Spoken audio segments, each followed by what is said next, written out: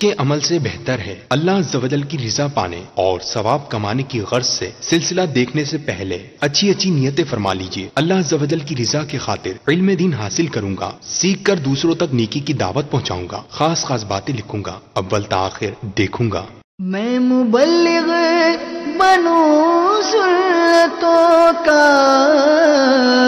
خوب چرچا کروں سنتوں کا، ہو کرم بہر خاک مدینہ، رب کی شان عزت کا۔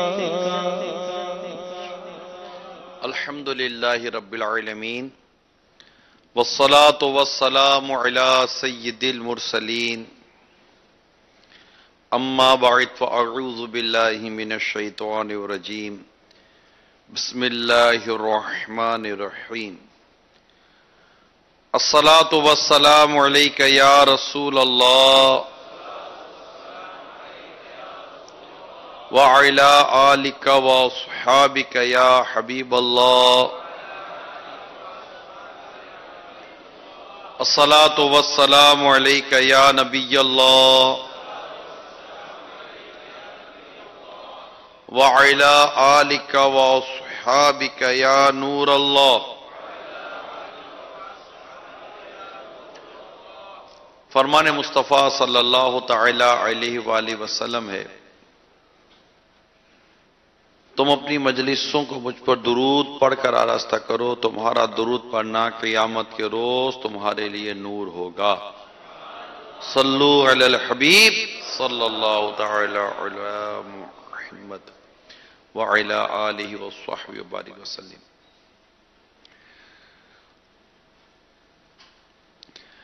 اچھی اچھی نیتیں کر لیجئے کہ اول تاخیر اللہ کی رضا کے لیے سنتوں بھرے بیان میں شریک رہیں گے۔ آج کا یہ سنتوں بھرا بیان بالخصوص ہماری جو تاجر برادری ہے، بزنس کمیونٹی ہے، ان کے حوالے سے یہ بیان ہے، اور عمومی طور پر دیکھا جائے تو ہر ایک کے لیے اس میں سیکھنے اور سمجھنے کے مدنی پھول ہوتے ہیں، کیونکہ چاہے کاروبار کرتے ہیں یا اپنا کام کرتے ہیں یا نوکری کرتے ہیں، مقصد ہمارا مال کمانا ہوتا ہے، آمدنی ہوتی ہے، ارننگ، اور اس کے ذریعے ہم اپنی ضرورتیں پوری کرنے کی کوشش کرتے ہیں، تو ظاہر اس میں سب شامل ہو جاتے ہیں۔ حضرت سیدنا سلمان فارسی رضی اللہ تعالی عنہ نے حضرت سیدنا ابو درداء رضی اللہ تعالی عنہ کو لکھا، اے میرے بھائی، اتنی دنیا جمع نہ کرنا کہ جس کا شکر ادا نہ کر سکو، کیونکہ میں نے رحمت عالم صلی اللہ تعالی علیہ وآلہ وسلم کو فرماتے ہوئے سنا کہ بروز قیامت ایک دنیا دار کو لایا جائے گا جس نے دنیا میں اللہ تعالی کو حکم مانا ہوگا، اس کا مال اس کے سامنے ہوگا،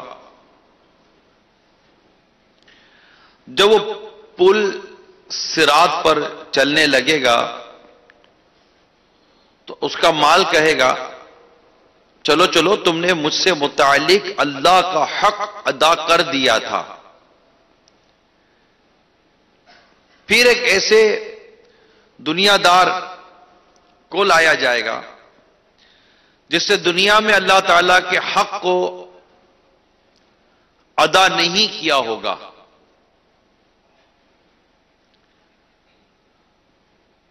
اس کا مال اس کے کاندھوں کے درمیان رکھا ہوگا۔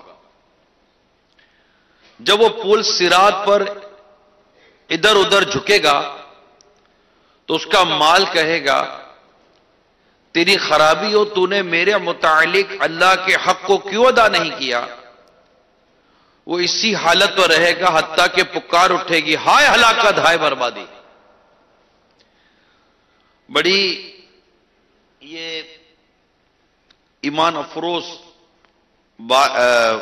کہتے ہیں کہ وہ میں نے اس کو دیکھا روایت کو، تو اس میں بڑی عبرت نظر آئی کہ واقعی جو مالدار، یعنی جو بھی مال کماتا ہے دنیا میں، اگر اس نے دنیا میں اللہ تبارک و تعالیٰ کے حق ادا کیے ہیں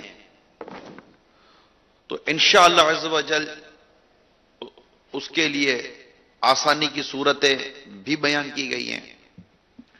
اور اگر کوئی مال کماتے ہوئے اللہ تبارک و تعالیٰ کے حق ادا نہیں کرتا تو اللہ کی پناہ کہیں ایسا نہ ہو کہ وہ ہلاکت میں مبتلا ہو جائے۔ تو اللہ تبارک و تعالی ہم سب کو اس طرح مال کمانے کی توفیق عطا فرمائے کہ جس میں اس کا حق ادا ہو، اور ہم دنیا کے اس مال کو اس قدر ہی حاصل کریں جس قدر ہمیں حاجت اور ضرورت ہے۔ زیادہ مال کمانے جائیں گے تو پھنس جانے کا اندیشہ ہے، کیونکہ مال کے حوالے سے ایک بڑی زبردست روایت میں نے پڑھی،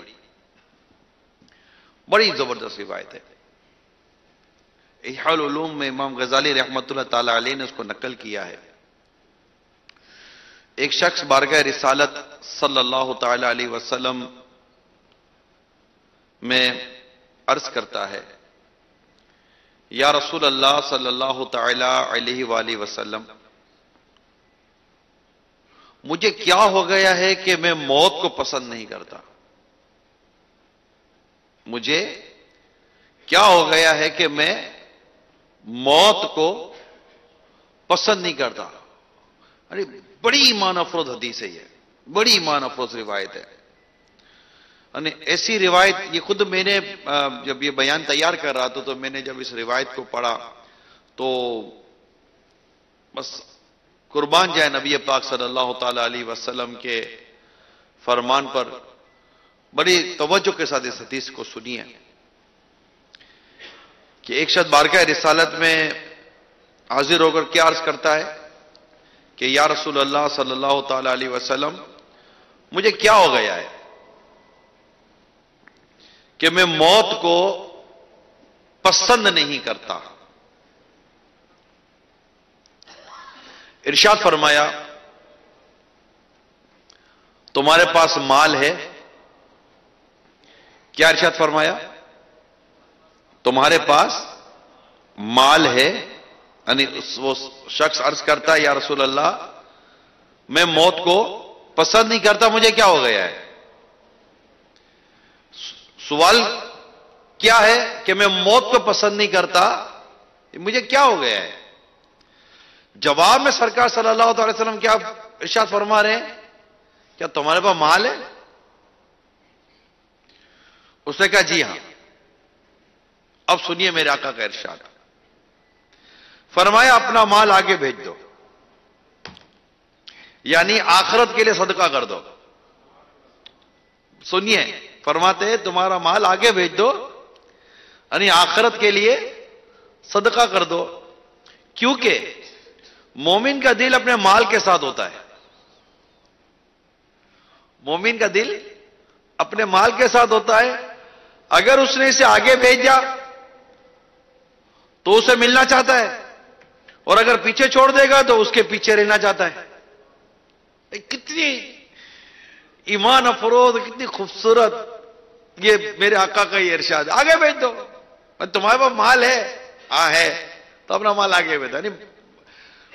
سوال کیا تھا؟ سوال یہ تھا کہ آقا کیا بات ہے کہ میں موت کو پسند نہیں کرتا؟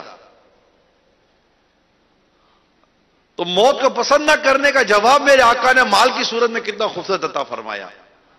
پھر ارشاد ہوا تیرے پاس مال ہے، یعنی کہ میرے نیکی، پرہیزگاری، تقوی، نا تمہارے پاس مال ہے؟ مال ہے، مال ہے نا، آگے بھیج دو، آخرت کی طرف بھیج دو۔ کہ مومن کا دل اپنے مال کے ساتھ ہوتا ہے، تو یعنی مال تمہارے آگے بھیج دو گے تو مال سے ملنے کی تمنا تمہیں آگے لے جائے گی، تو تم مرنے کو پسند کرو گے کہ مال آگے بھیج دیا۔ دنیا میں اگر ہم اس طرح کی چیزیں کریں، یعنی بات بڑی واضح ہے، بہت کرسٹل کلیئر۔ یہ الحمدللہ سرکار مدینہ صلی اللہ علیہ وسلم کا یہ ارشاد ہے، اور اگر پیچھے چھوڑ دے تو اس کے ساتھ رہنا چاہتا ہے۔ تو یہ جو مال ہے نا، اس کا بڑا عمل دخل ہے۔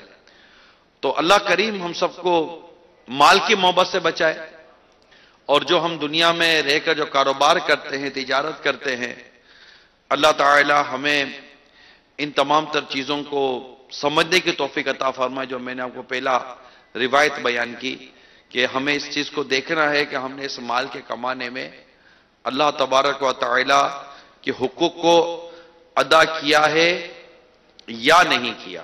یہ بہت امپورٹنٹ چیز ہے کہ اللہ تعالیٰ کے حقوق کو ادا کرنا اور نہ ادا کرنا۔ آج میں نے پہلے عرض کر دی کہ جو ہماری جو بزنس کمیونٹی ہے، تاجر برادری ہے، اس طرف آ جائے، آگے نکلا، اس طرف نکلا، کہ جو ہماری تاجر اور برادری ہے، بزنس کمیونٹی جسے ہم کہتے ہیں، اس کے لیے خاص کر یہ ہمارا آج سنتوں بھرا بیان رکھا گیا ہے۔ تو نارملی اگر ہم دیکھیں تو آج بھی ہماری جو بزنس کمیونٹی ہے، ابھی جیسے کل پرسوں کی بات ہے کہ کچھ اس طرح کے لوگوں میں بیٹھا تھا، تو ایک عجیب و غریب جملہ ہوتا ہے کہ یار کیا کرے، پریشانیاں نہیں ختم ہو رہی، کاروبار نہیں ہے، کاروبار نہیں ہے، کاروبار نہیں ہے، فلاں مارکیٹ میں ہاتھ ڈالو تو ٹھنڈا ہے، آج کل وہ تیزی تھی تو مندی ہو گئی، یہ تیزی تو مندی ہو گئی۔ تو بہت عجیب و غریب انہوں نے مطلب باتیں کی، پھر بھی ہوٹلیں بھری ہوئی ہیں، سنا تو یہی ہے، روڈوں پر گاڑیاں اتنی ہیں کہ ٹریفک جام ہو گیا ہے۔ تو اگر کاروبار نہیں ہے، کام کاج نہیں ہے، آمدنیاں نہیں ہیں، تو یہ لوگ کماتے کدھر سے ہیں، آتا کدھر سے، کھاتے کدھر سے؟ کہیں باہر جاؤ تو جہاز کی ٹکٹیں نہیں ملتی، ٹرین میں جاؤ تو ٹرین کی ٹکٹیں نہیں ملتی، بسوں میں جاؤ تو بسیں ہاؤس فل ہیں، ہوٹلوں میں جاؤ تو ہوٹلیں، بڑی بڑی ہوٹلیں جو ہیں ان میں کمرے بک ہیں، بڑے بڑے ریسٹورنٹ میں جاؤ تو ویٹنگ میں بیٹھنا پڑتا ہے، سنا ہے 2-3 گھنٹے۔ میرا تو کوئی اس معاملے میں تجربہ نہیں ہے، جو لوگ بتاتے ہیں تو میں عرض کرتا ہوں۔ تو 2-3 گھنٹے سنا ہے کہ ویٹنگ کرو فیملی کے ساتھ باہر، مہنگی ہوٹلوں کی بات ہے، عام ہوٹل میں ویٹنگ کیا ہوگی؟ وہ 200 روپیہ لے لو، 300 روپیہ لے لو، 112 روپے لے لو، تو وہ ایک ہوٹل الگ ہوتی ہے، بھائی نے 4 کپ چائے کے پیے تو جناب 100 روپے لے لو، وہ ایک الگ، وہ ہوٹلوں میں رش کا مسئلہ نہیں ہوتا۔ لیکن جو واقعی مہنگی ہوٹل ہے جس کو آپ کہتے ہیں، تو سنا یہی ہے جس میں کم از کم 10,000 15,000 20,000 25,000 کا بل بنتا ہے، تو یہ ہے۔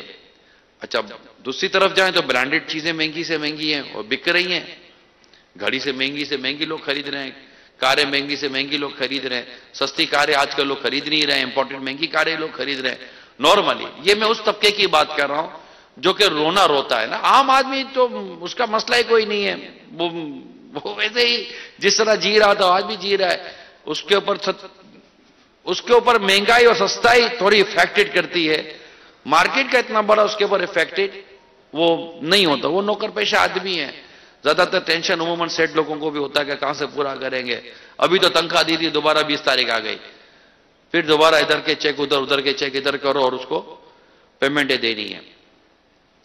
اگر آپ تھوڑا سا اس کو کلوز آئی سے دیکھیں نا، تو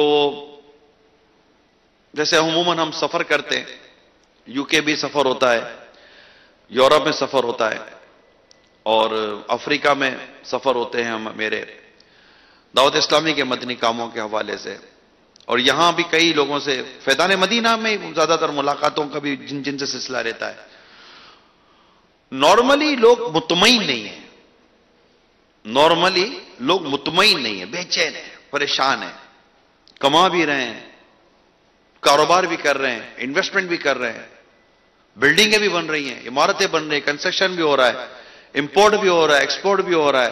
میں نے کہا ٹریولنگ اتنی ہے کہ لوگوں کے پاس مطلب فلائٹوں میں سیٹیں نہیں ہیں، ڈیفینیٹلی سیٹیں نہیں ہیں۔ اچھا بزنس کلاس تو ایگزیکٹو کلاس کی باتوں کا بھول ہو جاتی ہے۔ تو یہ ساری چیزیں چل رہی ہوتی ہیں، لیکن بے چینی ہے، غیر اطمینان والی کیفیت ہے، پریشان والی، دل کو اطمینان نہیں ہے، گھبراہٹ ہے، شکایتیں ہیں۔ اس پر غور کرتے ہیں، اور آج کے اجتماع میں ہم اسی پر غور کرتے ہیں کہ یہ ہے کیا۔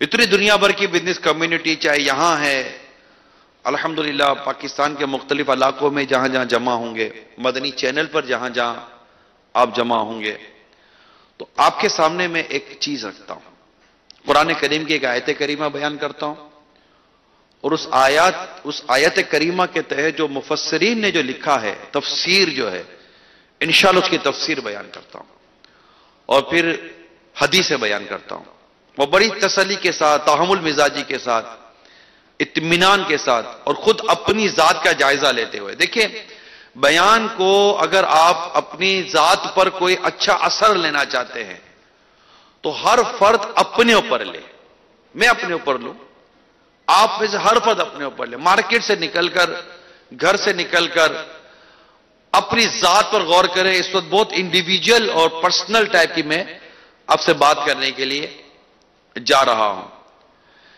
میرے سامنے اس وقت سورہ روم کی آیت نمبر 41 ہے، یہ پارہ 21۔ میرا رب عز و جل ارشاد فرماتا ہے، ظاہر الفساد فی البر والبحر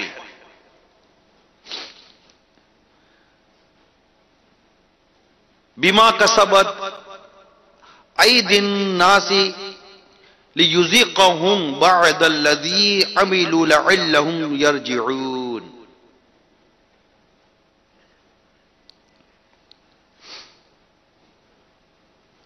ترجمہ، خشکی و تری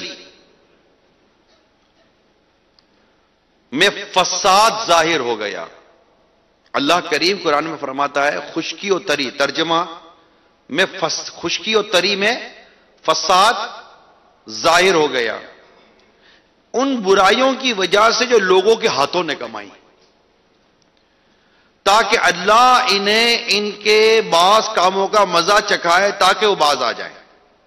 یہ قرآن کریم میں ایک ارشاد آپ نے سنا۔ اب ظاہر الفساد فی البر والبحر، یعنی خشکی و تری، اس سے مراد ساری دنیا آ گئی، یا تو زمین ہے یا پانی ہے نا، پوری دنیا آ گئی۔ ایک تفسیر میں لکھا ہے، اسے یہ استعارہ ہے، اشارہ ہے، یہ پوری دنیا کا یہاں ذکر ہو رہا ہے، اس سے فساد پھیلا، فساد ظاہر ہو گیا، یعنی شرک و گناہوں کی وجہ سے خشکی و تری میں فساد۔ اب یہ فساد کیا جیسے قحط سالی، بھوک، بارش کا رک جانا، فساد، پیداوار کی قلت، کھیتیوں کی خرابی، تجارتوں کے نقصان، آدمیوں اور جانوروں میں موت، آتش زدگی کی کثرت، یعنی آگ کے لگنے کی کثرت، آگ کے لگنے کے واقعات، اور غرق یعنی ڈوب جانا، ڈوبنے کے واقعات، اور ہر شے میں بے برکتی۔ یہ فساد جیسے بیان کر کے یہ بیان کیا جا رہا ہے۔ طرح طرح کی بیماریاں، بے سکونی وغیرہ ظاہر ہو گئی، اور ان پریشانیوں مبتلا ہونا اس لیے ہے کہ تاکہ اللہ تعالیٰ انہیں آخرت سے پہلے دنیا میں ہی ان کے بعض برے کاموں کا مزہ چکھائے، تاکہ وہ کفر و گناہوں سے باز آ جائے اور ان سے توبہ کر لیں۔ یہ ایک سمجھے کہ فوراً تفسیر جو تھی وہ آپ نے سنی، اس کی مزید وضاحت بھی سنی ہے۔ اب اس آیت جو بھی سورہ روم آیت نمبر 41 پارہ 21، یہ یاد رکھیے گا۔ اللہ نصیب کرے صراط و جنان تفسیر قرآن لیں اور اس کو پھر وہاں جا کر آپ ایک بار پھر تسلی کے ساتھ پڑھیں جو میں بیان کر رہا ہوں۔ اب اس آیت سے کیا معلوم ہوا کہ گناہوں کی وجہ سے لوگ ہزاروں قسم کی پریشانی میں مبتلا ہو جاتے ہیں۔ اور صحیح حدیث سے ثابت ہے کہ کسی قوم میں اعلانیہ بے حیائی پھیل جانے کی وجہ سے ان میں تعاون اور مختلف امراض عام ہو جاتے ہیں. مختلف امراض عام ہو جاتے ہیں کب؟ جب ان میں اعلانیہ بے حیائی پھیل جائے. اب بے حیائی کا ایک تصور اور بے حیائی کا کانسیپٹ کو اگر آپ کو سمجھنا ہے تو اپنی بازاروں کو بھی دیکھ لیجئے, اپنی شادیوں کو بھی دیکھ لیجئے, اپنے گھر میں اپنی عورتوں کے کپڑوں کو بھی دیکھ لیجئے اور اپنی بیٹیوں کے کپڑوں کو بھی دیکھ لیجئے. اور دنیا بھر میں جو کچھ اس وقت ہو رہا ہے اور بے پردگی کے نام پر, بے حیائی کے نام پر, معاذ اللہ کیا ٹی وی تو کیا سوشل میڈیا تو کیا موبائل فون, شاید ہی کوئی جگہ, شاید اس سے مراد یہ کہ بس جس کو اللہ نے بچایا ہے, ورنہ نارملی میجورٹی ہم کہہ سکتے ہیں کہ ہمارا معاشرہ اس وقت کہہ سکتے ہیں کہ ہم شاید بالکل بے حیائی میں غوطے لگا رہا ہے اور پرواہ نہیں ہے کہ بے حیائی ہو رہی ہے, بالکل بے حیائی میں غوطے لگا رہا ہے. تو اعلانیہ بے حیائی پھیل جانے کی وجہ سے ان میں طاعون بیماری ہے. حال میں بھی ایک ملک کے اندر طاعون کی بیماری پھیلی اور کئی ہلاکتیں ہوئی ہیں. میں نے اخبار میں اس کو پڑھا تھا. کئی عرصے کے بعد میں نے طاعون کی بیماری کو اخبار میں پڑھا, ورنہ طاعون حدیثوں میں وہی بیماری, حدیثوں میں یہ موجود ہے طاعون کی بیماری. لیکن اس سے بہت عرصے کے بعد, میں اپنے ذاتی مطالعے کی بات کر رہا ہوں, حال میں کئی اخبار کے اندر خبر چلی تھی کسی ملک کے اندر طاعون پھیلا اور طاعون کی وجہ سے کئی ہلاکتیں ہو گئی. ملک کا نام یاد نہیں ہے مجھے اور ہلاکتوں کی تعداد بھی یاد نہیں ہے. تو بے حیائی پھیل جانے کی وجہ سے ان میں طاعون, مختلف امراض عام ہو جاتے ہیں. ناپ تول میں کمی کرنے کی وجہ سے قحط آتا اور ظالم حاکم مقرر ہوتے ہیں. بات سمجھے رہے؟ انڈیویجل سوچیں آپ. اس وقت ہمارے تبصروں کو بھی آپ ایک سائڈ رکھیں. کم تولنے کی وجہ سے مارکیٹ میں اگر کوئی شخص کم تول رہا ہے, اور کم تولنے کا جیسے کہ ہوتا ہے, تو کم تولنے کی وجہ سے قحط آتا ہے اور ظالم حاکم مسلط ہو جاتے ہیں. زکات نہ دینے کی وجہ سے بارش رکتی ہے. اللہ تعالیٰ اور اس کے رسول کا عہد توڑنے کی وجہ سے دشمن مسلط ہو جاتا ہے. لوگوں کے مالوں پر جبری قبضہ کرنے کی وجہ سے, اللہ تعالیٰ کی کتاب کے مطابق حکمرانوں کے فیصلے نہ کرنے کی وجہ سے لوگوں کے درمیان قتل و غارت گری ہوتی ہے. اور سود خوری کی وجہ سے زلزلے آتے ہیں اور شکلیں بگڑ جاتی ہیں. کتنے واضح حدیثوں کے یہ مضامین جو میں نے آپ کے سامنے بیان کی ہے. کم تولنے کی وجہ سے, بے حیائی کی وجہ سے, اچھا سود کی وجہ سے, اس کی طرح زکات نہ دینے کی وجہ سے, اللہ اور اس کے رسول کا عہد توڑنے کی وجہ سے, لوگوں کے مالوں کو جبری ظلمن قبضہ کرنے کی وجہ سے, اور صحیح فیصلے نہ کرنے کی وجہ سے, حکمرانوں کے فیصلے نہ اللہ تعالیٰ کتاب قرآن کریم کے مطابق فیصلے نہ کرنے کی وجہ سے کیا ہوتا ہے؟ قتل و غارت گری پھیلی, خون ریزی پھیلی. اس کی باقاعدہ ایک بڑی شرح پڑھی, مفتی احمد یار خان نعیمی نے بڑی خوبصورت شرح لکھی تھی کہ جب فیصلے اگر قرآن و حدیث کے مطابق نہ ہو نا, تو اس سے قتل و غارت گری عام ہو جاتی, خون ریزی پھیل جاتی ہے. اس کی شرح میں مفتی صاحب نے لکھا تھا کہ چونکہ ایک شخص کا کوئی عزیز قتل ہو گیا, اب وہ اس کا مقدمہ کرے گا, وہ انصاف چاہے گا نا. اور جب اسے انصاف نہیں ملتا نا, جب اسے انصاف نہیں ملتا تو اس کے اندر انتقامت کی آگ بھڑکتی ہے. جب اسے انتقام کی آگ بھڑکتی ہے تو اس انتقام کی آگ کو بجھانے کے لیے قاتل کو, جسے قتل کیا ہوتا ہے, اس کو قتل کر دیتا ہے, یا پھر اس کے خاندان والوں قتل کر دیتا ہے. جب وہ وہاں قتل کرتا ہے تو ان کے خاندان والوں قبیلوں کو جوش آتا ہے, وہ اس کے خاندان اس کو قتل کر دیتے ہیں. یوں زمین میں قتل و خون ریزی پھیل جاتی ہے. ایک دوسرے کو قتل کرنا شروع کر دیتے, دوسرے کو مارنا شروع کر دیتے ہیں, اپنے ہاتھوں میں قانون لے لیتے, اپنے ہاتھوں سے ہی سارا کام کرنا شروع کر دیتے ہیں. تو اس پر اگر آپ غور کریں, اور بھی روایتوں کے, اس طرح کی روایتوں کے مضامین مختلف جگہوں پہ لکھے ہوتے ہیں کہ عمل ہمارے بعد معاشرے میں سوسائٹی میں خراب ہوا، مگر اگر یوں دیکھیں تو یہ چند لوگوں کے برے اعمال اور مختلف سیکٹر میں ہونے والی بدعمالیاں ہماری پوری سوسائٹی کو افیکٹڈ ہیں، اور جو الٹیمیٹلی جو نتائج نکل رہے ہیں، بے سکونی، تجارتوں میں نقصان، تجارتوں میں بے برکتی، معیشت کا تباہ ہونا، معیشت کا برباد ہونا، یہ ساری چیزیں سامنے آتی ہیں۔ تو جو بھی اس طرح کے لوگ سوچتے ہیں، غور کرتے ہیں، ان سب کو میں دعوت فکر دے رہا ہوں، اس بیان کے لیے دعوت فکر دے رہا ہوں کہ محض ڈیبیٹ، محض گفتگو اور محض آپس میں ایک دوسرے کے ساتھ فیلنگ شیئر کر لینے سے حالات اچھے نہیں ہوتے۔ حالات اچھے ہوں گے جب تک ہم خود اچھے نہیں ہوتے، ہم اچھے نہیں ہوتے۔ مثلا میں یہ چند دنوں کی بات ہے، کچھ اس طرح کی باتیں ہو رہی تھی ایک جگہ بیٹھ کر، تو کہا یار یوں ہو گیا، مندی ہو گئی۔ آپ کو یاد ہوگا 2007 2008 میں بھی کرائسس آئے تھے، پھر اس کے بعد آتے رہتے جاتے رہتے آتے رہ جاتے، پیسے والے بنتے رہتے، غریب سے غریب ہوتے چلے جاتے۔ عجیب نظام دنیا کا بنا ہوا ہے۔ واہ، میں صحیح بتا رہا ہوں، یہ نظام جو دنیا کا بنا ہوا ہے، یہ جو سرمایہ دارانہ ایک نظام ہے، یہ جو بنا ہوا ہے، اس میں نارملی طور پر چونکہ اسلامک نظام معیشت ہماری سوسائٹی کے اندر پراپرلی ایکٹیویٹ ہی نہیں ہے، تو یہ پاسبل کتنا آسان ہو سکتا ہے کہ آپ کی معیشتیں بہتر ہو جائیں۔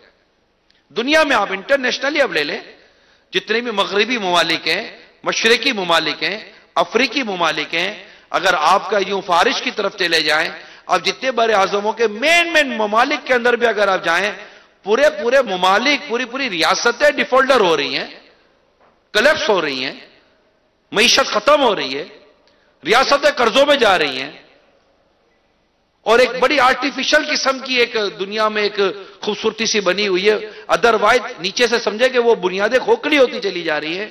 اگر آپ اس کی تھوڑی سی گہرائی میں جائیں گے تو کہیں نہ کہیں آپ کو نظام ہی کا پرابلم نظر آئے گا، کیونکہ اسلامی نظام معیشت، اسلامک جو سسٹم ہے، اکنامیکلی سسٹم ہے، وہ اسلامی جو فائنینشلی سسٹم ہے، وہ چونکہ ایکٹیویٹ نہیں ہو پا رہا دنیا بھر میں، اور ہم دنیا میں مغربی دنیا کے لکھے ہوئے لیکچر، بیان کرتا لیکچر، ان کی لکھی ہوئی رائٹنگز، ان کی لکھی ہوئی بکس اور ان کے دیے ہوئے فلسفے پر اپنی انڈسٹری کو لے کر چل رہے ہوتے ہیں، اور ہمارے جتنے بھی فائنینشلی ادارے ہوتے ہیں، اگر بیہائنڈ دا سین اگر آپ دیکھیں گے تو ان کے پیچھے جو لٹریچر ہوتا ہے، ان کے پیچھے جو تھیوری ہوتی ہے، ان کے پیچھے مینٹلٹی ہوتی ہے، اس میں اسلام اور دین کا حصہ کتنا ہے؟ بڑی مشکل سے کچھ دبدبا اگر کچھ کر کے کوئی اسلام کے نام پر یہ ادارہ بن گیا، جناب اسلامک نام کا یہ ادارہ بن گیا، اس میں بھی پھر کتنے پرابلمز کریٹ ہو رہے ہوتے کہ بھائی یہ ہے تو پھر یہ کیسے، یہ تو یہ کیسے۔ اسلام اور دین جو ہے نا، یہ جو معیشت کی بات کرتا ہے، تجارت کی بات کرتا ہے، بے اور شراء کی بات کرتا ہے، سیل اینڈ پرچیز کی جو بات کی جاتی ہے، خواہ اس کا تعلق اسمال انڈسٹریز سے ہو یا اس کا تعلق بڑی انڈسٹریز سے ہو، اس کا تعلق امپورٹ سے ہو یا ایکسپورٹ سے ہو، درآمدات سے ہو، برآمدات سے ہو، واٹ ایور، اسلام کی جو تقسیم ہے نا، وہ اتنی بیوٹیفیکیشن کے ساتھ اور اتنی جسٹیفیکیشن ہے اس کے اندر کہ کوئی کسی کے ساتھ یوں ڈس بیلنس نہیں ہے اسلام میں۔ بات سمجھ رہے ہیں؟ ہمارے اسلام کا جو نظام ہے نا، وہ ڈس بیلنس نہیں ہے۔ اگر اس سے فائدہ ہو رہا ہے تو مجھے بھی ہو رہا ہے، ہم دونوں کو ہو رہا ہے تو تیسرے کو بھی ہو رہا ہے۔ ہماری آپس کی تقسیم جو ہے نا، وہ اتنی خوبصورت ہوتی ہے اسلام کے طریقے کے مطابق۔ ادروائز جو سسٹم ایکٹیویٹ ہے اس سوسائٹی کے اندر ورلڈ وائڈ، جو میں نے تھوڑا بہت اس کو میں نے جو تجارت کو یا اس طرح کی یعنی شرعی کتابوں کو بھی اور موجودہ جو نظام معیشت ہے اور تجارت کے جو نظام ہے اس کو جو تھوڑا بہت، پورا تو نہیں پڑھنے کا موقع ملتا، تو تھوڑا بہت سمجھنے کا پڑھنے کا موقع ملا ہے، تو یہ بات کہنے میں کوئی تردد نہیں ہے کہ چونکہ اسلام کا پراپرلی معیشت کا نظام ہمارے یہاں رائج نہیں ہے، لہذا حالات کے بظاہر درست ہونے کی کوئی صورت نظر نہیں آتی، اور ساتھ ساتھ ہمارے اپنے اعمال اور اپنا کردار کا بھی بالکل بیڑا غرق ہوتا چلا جا رہا ہے۔ یعنی میں یہی عرض کرنے جا رہا تھا کہ جب مجھے کسی نے کہا یار مارکیٹوں میں کام نہیں ہے، مندی ہے، یہ ہے وہ ہے، لوگ فارغ بیٹھے ہوئے ہیں، 2-2 3-3 4-4 گھنٹے ٹائم پاس ہو رہا ہوتا ہے، ایسی عجیب و غریب باتیں کہہ رہا، تو میں نے کہا پھر بھی مسجد تو آباد نہیں ہوئی۔ مجھے تو مسجد آباد ہوتی پتہ نہیں ہے اگر مسجد آباد ہوئی ہیں تو کہ چلو مارکیٹ میں کام نہیں، آپ بولو یا تجارت کام میں بڑا بزی ہوں، وہ مندی میں کہاں بزی ہیں بھائی؟ پھر بھی مسجد تو آباد نہیں ہوئی، قرآن پڑھنے والے کہاں بڑھے؟ عبادت و نیکی کرنے والوں میں اضافہ ہوا ہو تو آپ مجھ سے زیادہ شاید جانتے ہوں گے۔ فجر کی نمازوں میں لوگ گھروں سے نکل کر مسجدوں کی طرف آ گئے ہوں کہ یار چلو چلو اللہ تعالیٰ کی عبادت کرو، کوئی تقوی اختیار کرو، پرہیزگاری اختیار کرو، توبہ کرو، استغفار پڑھو، اللہ تعالیٰ ہمارے لیے رزق کے دروازے کھول دے، کچھ حالات اچھے ہو جائیں۔ تو کیا امیر کیا کرے؟ مسجد کی طرف آئے کتنے؟ مسجد کل بھی خالی تھی، مسجد آج بھی خالی ہے۔ اب مارکیٹیں بھی آپ کی خالی ہو گئی، مسجدیں بھی خالی ہو گئی، نہ دین کہہ رہے نہ دنیا کہہ رہے، ایسا تو نہیں ہو رہا؟ نہ ادھر کہہ رہے نہ ادھر کہہ رہے، ہو کیا رہا ہے؟ پھر پبلک ہے کدھر؟ عوام ہے کدھر؟ مسجد میں تو نہیں نظر آتے لوگ، نیکی کے کاموں میں تو لوگ نہیں نظر آتے۔ تو یہ جو خشکی اور تری میں جو فساد پھیلے کے حوالے سے جو میں آپ کے سامنے بیان کر رہا ہوں، اگر اس کو مزید اس میں تفسیر میں موجود ہے کہ آیت اور حدیثوں کے خلاصے کو سامنے رکھتے ہوئے ہر ایک کو چاہیے کہ وہ موجودہ صورتحال پر غور کر لے کہ فی زمانہ بے حیائی عام ہونا، ناپ تول میں کمی کرنا، لوگوں کے اموال پر جبری قبضے کرنا، زکوٰۃ نہ دینا اور سود خوری وغیرہ، الغرض وہ کون سا گناہ ہے جو ہم میں عام نہیں، اور شاید انہی اعمال کا نتیجہ ہے کہ آج کل لوگ ایڈز، کینسر اور دیگر جان لیوا امراض میں مبتلا ہیں۔ ظالم حکمران ان پر مقرر ہے، بارش رک جانے یا حد سے زیادہ آنے کی آفت کا یہ شکار ہے، دشمن ان پر مسلط ہوتے جا رہے ہیں، قتل و غارت گیری ان میں عام ہو چکی ہے، زلزلوں، طوفانوں اور سیلاب کی مصیبتوں میں یہ پھنسے ہوئے ہیں، تجارتی نقصان اور ہر چیز میں بے برکتی کا رونا یہ رو رہے ہیں۔ اللہ تعالی ہمیں عقل سلیم عطا کرے اور اپنی بگڑی عملی حالت سدھارنے کی اللہ تعالی ہمیں توفیق عطا فرمائے۔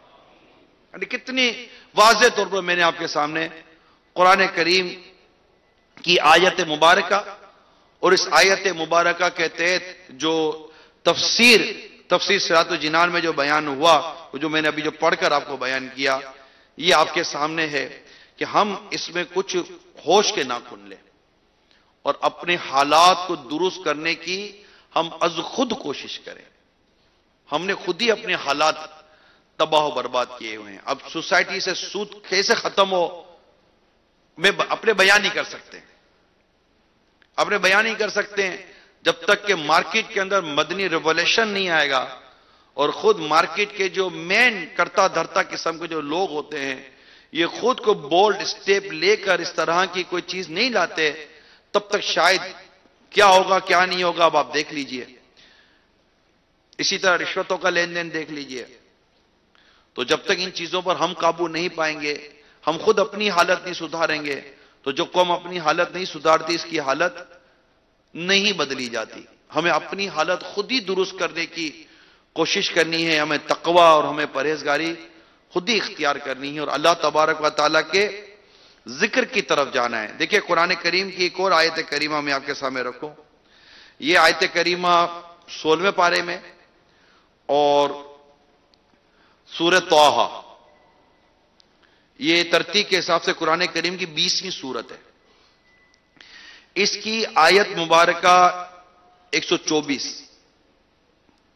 اس میں اللہ تبارک و تعالیٰ نے جو ارشاد فرمایا ابھی توجہ سے سنیے۔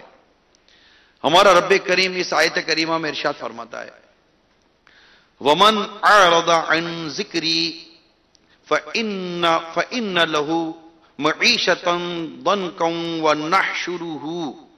وَنَحْشُرُهُ يَوْمَ الْقِيَامَةِ أَعْمَى۔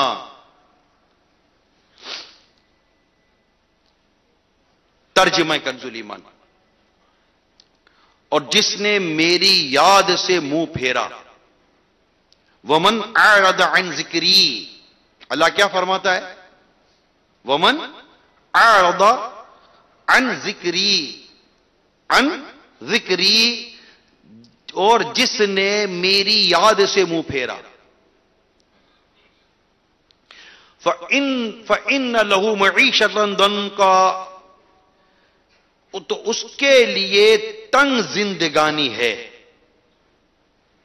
اس کے لیے کیا زندگانی ہے؟ تنگ زندگانی. اب تنگ زندگانی کیا ہے؟ اب اس کو میں آپ کو سمجھاتا ہوں. اس سے پہلے جو میں نے آپ کو بیان کیا وہ کیا تھا کہ ہم جو خشکی و تری میں جو فساد برپا ہوا میں نے اس کی وضاحت کی کہ وہ فساد کیا ہے، وہ پریشانی کیا ہے، اس کو کافی ڈیٹیل میں جا کر آپ کو بیان کیا.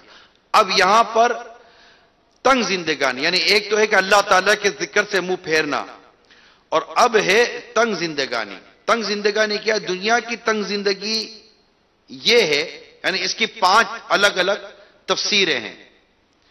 مفسرین کے 5 اقوال ہیں. وہ 5 اقوال میں آپ کو بیان کرتا ہوں. دنیا میں تنگ زندگی کیا ہے؟ دنیا کی تنگ زندگی یہ ہے کہ بندہ ہدایت کی پیروی نہ کرے، برے عمل اور حرام فعل میں مبتلا ہو، قناعت سے محروم ہو کر لالچ میں گرفتار ہو جائے، مال و اسباب کی کثرت کے باوجود، بڑی غور سے سنیے گا، مال و اسباب کی کثرت کے باوجود بھی اس کو دل کی فراخی اور سکون میسر نہ ہو. مال کی کثرت ہے مگر نہ دل میں اطمینان ہے نہ سکون میسر ہے. دنیا کی تنگ زندگی. مزید فرمایا دل ہر چیز کی طلب میں اور لالچ کے غموں سے آوارہ ہو کے یہ نہیں وہ نہیں کی رٹ لگتی ہے، یعنی خواہشات ہی نہیں ختم ہوتی، یہ بھی نہیں وہ بھی نہیں یہ بھی نہیں وہ بھی نہیں. کہتے حال تاریک اور وقت خراب رہے، توکل کرنے والے مومن کی طرح اس کو سکون اور فراغ حاصل ہی نہ ہو، جس سے حیات طیبہ یعنی پاکیزہ زندگی کہتے ہیں. یہ ہے دنیا کی زندگی کا تنگ ہونا، جسے ڈیٹیل میں یہاں بیان کیا گیا ہے کہ جو اللہ تعالیٰ کے ذکر سے منہ پھیرتا ہے اللہ تعالیٰ اسے تنگ زندگانی دے دیتا ہے. اور تنگ زندگانی میں کیا بات شامل ہو گئی؟ پہلے ہم نے دنیا میں تنگ زندگانی سے کیا مراد ہے اس کو ابھی ہم نے سمجھا. قبر میں تنگ زندگی کیا ہے؟ قبر کی تنگ زندگی یہ ہے کہ قبر میں عذاب دیا جائے. حضرت عبداللہ بن عباس رضی اللہ تعالی عنہما نے فرمایا یہ آیت اسود بن عبد العزا مخزومی کے حق میں نازل ہوئی ہے، اور قبر کی تنگ زندگی سے مراد قبر کی اس سختی سے دبانا ہے جس سے ایک طرف کی پسلیاں دوسری طرف آ جاتی ہیں. حضرت ابو ہریرہ رضی اللہ تعالی عنہ سے روایت رسول کریم صلی اللہ تعالی علیہ وسلم نے فرمایا کیا جانتے ہو کہ معیشت یعنی یہ تنگ زندگانی کیا ہے؟ صحابہ کرام نے عرض کیا اللہ اور اس کے رسول ہی زیادہ جانتے ہیں. فرمایا کہ یہ قبر میں کافر کا عذاب ہے، اور اس ذات کی قسم جس کے قبضے قدرت میری جان ہے، کافر پر 99 تنین مسلط کیے جائیں گے. کیا تم جانتے ہو کہ تنین کیا ہے؟ وہ 99 سانپ ہے، ہر سانپ کے 7 پھن ہیں، ہر سانپ کے 7 پھن ہیں. وہ اس کے جسم میں پھونکے ماریں گے اور قیامت تک اس کو ڈستے اور نوچتے رہیں گے. آخرت میں تنگ زندگی کیا ہے؟ آخرت کی تنگ زندگی یہ ہے کہ جہنم کے عذاب میں مبتلا ہونا ہے، جہاں تھوہڑ، کھولتا پانی، جہنمی کے خون اور ان کے پیپ کھانے پینے کو دیے جائیں گے. دین میں تنگ زندگی کیا ہے؟ دین میں تنگ زندگی یہ ہے کہ نیکی کی راہیں تنگ ہو جائیں اور آدمی حرام کمانے میں مبتلا ہو. حضرت عبداللہ بن عباس رضی اللہ تعالیٰ عنہ فرماتے ہیں بندے کو تھوڑا ملے یا زیادہ اگر خوف خدا نہیں تو اس میں کچھ بھلائی نہیں، اور یہ تنگ زندگانی ہے. کتنی خوبصورت بات ہے. بندے کو تھوڑا ملے یا زیادہ اگر خوف خدا نہیں تو اس میں کچھ بھلائی نہیں، اور یہ تنگ زندگانی. حضرت عبداللہ ابن عباس رضی اللہ تعالیٰ عنہ کا یہ ارشاد، یہ اللہ کرے کہ آپ کو اور مجھے یاد ہو جائے. مین چیز ہے میرے میٹھے پہلے اسلام بھائیو، خوف خدا. اگر ہمیں خوف خدا نصیب ہو جائے صحیح معنی میں، جس کو خوف خدا کہتے ہیں، اگر ہمیں صحیح معنی میں خوف خدا نصیب ہو جائے تو خود ہم اپنی حالت درست کریں. آج ہم دنیا پر تبصرے کرتے ہیں، اپنی حالت درست نہیں کر پاتے. آپ کا کاروبار ہے، یعنی جنرلی طور پر کافی تاجر ملتے ہیں، سوال جواب کرتے ہیں. میں ایک سوال کرتا ہوں تمام تاجر برادری سے، نارملی کیا ہے یہ دیکھیے. نارملی کیا ہوتا ہے، میں بہت ڈیپ پہ نہیں جانے کی آپ کی باتیں کرتا ہوں، تھوڑا اوپر سے بھی رہیں. آپ جب جھوٹ بولتے ہیں تو آپ کو پتا ہوتا ہے نا یہ جھوٹ ہے. جو بھی تاجر برادری میں جنرل سوال کر رہا ہوں، کیا جھوٹ بولتے ہوئے تاجر، کوئی بھی تاجر، کیونکہ اب بیان تاجروں میں ہے، لہذا میں تاجروں کو ایڈریس کر رہا ہوں. اگر شوہروں کے لیے ہوتا تو شوہر کو ایڈریس کرتا. تو جس سے آدمی جو ٹاپک ہوگا اسی سے ایڈریس کیا جائے گا نا. یہی ہمارے ٹاپک ہوتے ہیں. چونکہ تاجر کمیونٹی کو انوائٹ کیا گیا اسپیشلی طور پر، بزنس کمیونٹی کو، انہیں کو ایڈریس کر رہا ہوں میں. تو جب ہم جھوٹ بولتے ہیں تو کیا ہمیں نہیں پتا ہم جھوٹ بولتے ہیں؟ پھر پوچھیں گے یہ جائز ہے کہ ناجائز ہے؟ ایسا عجیب مزاح کرتے ہیں نا. اچھا ملاوٹ بھی کریں گے، چھپائیں گے بھی، دھوکہ بھی دیں گے. پھر پوچھیں گے ایسا کرے تو جائز ہے کہ ناجائز ہے؟ ایسے 100 قسم کے کام ہمارے کاروبار میں ہوتے ہیں جس کے بارے میں یہ کاروبار کرنے والا، غلط بیانی کرنے والا، جھوٹ بولنے والا، ناجائز کام کرنے والا، حرام کام کرنے والا نارملی جانتا ہے کہ یہ ہے غلط. اس قدر اس کو غلط سمجھتا ہے کہ یار کسٹمر کو پتا نہیں چلنا چاہیے. بھائی کیوں نہیں چلنا چاہیے کسٹمر کو پتا؟ اب دھوکہ دینا چاہ رہے ہو، اب فراڈ کرنا چاہ رہے ہو. اب بھائی کتنی چیزیں یار پارٹی کو پتا نہیں چلے. یہ جو ریئل اسٹیٹ کا کام کرتے ہیں، ٹاپے واپے جو مارتے ہیں، ٹھیک ہے، ارے نہیں پارٹی کو نہیں پتا چلنی چاہیے. آپ کو اس سے کیا مطلب ہے میں نے کتنے میں کیا نہیں کیا کیا ہوا؟ ایسی گھماتے پھراتے ہیں. اور جب اس کو پتا چلتا ہے کہ یار میری چیز کتنے میں تھی اور کتنے میں بیچ دی، میرے کو اتنا نفع نہیں ہوا جتنا نفع یہ ریئل اسٹیٹ والے کو ہو گیا.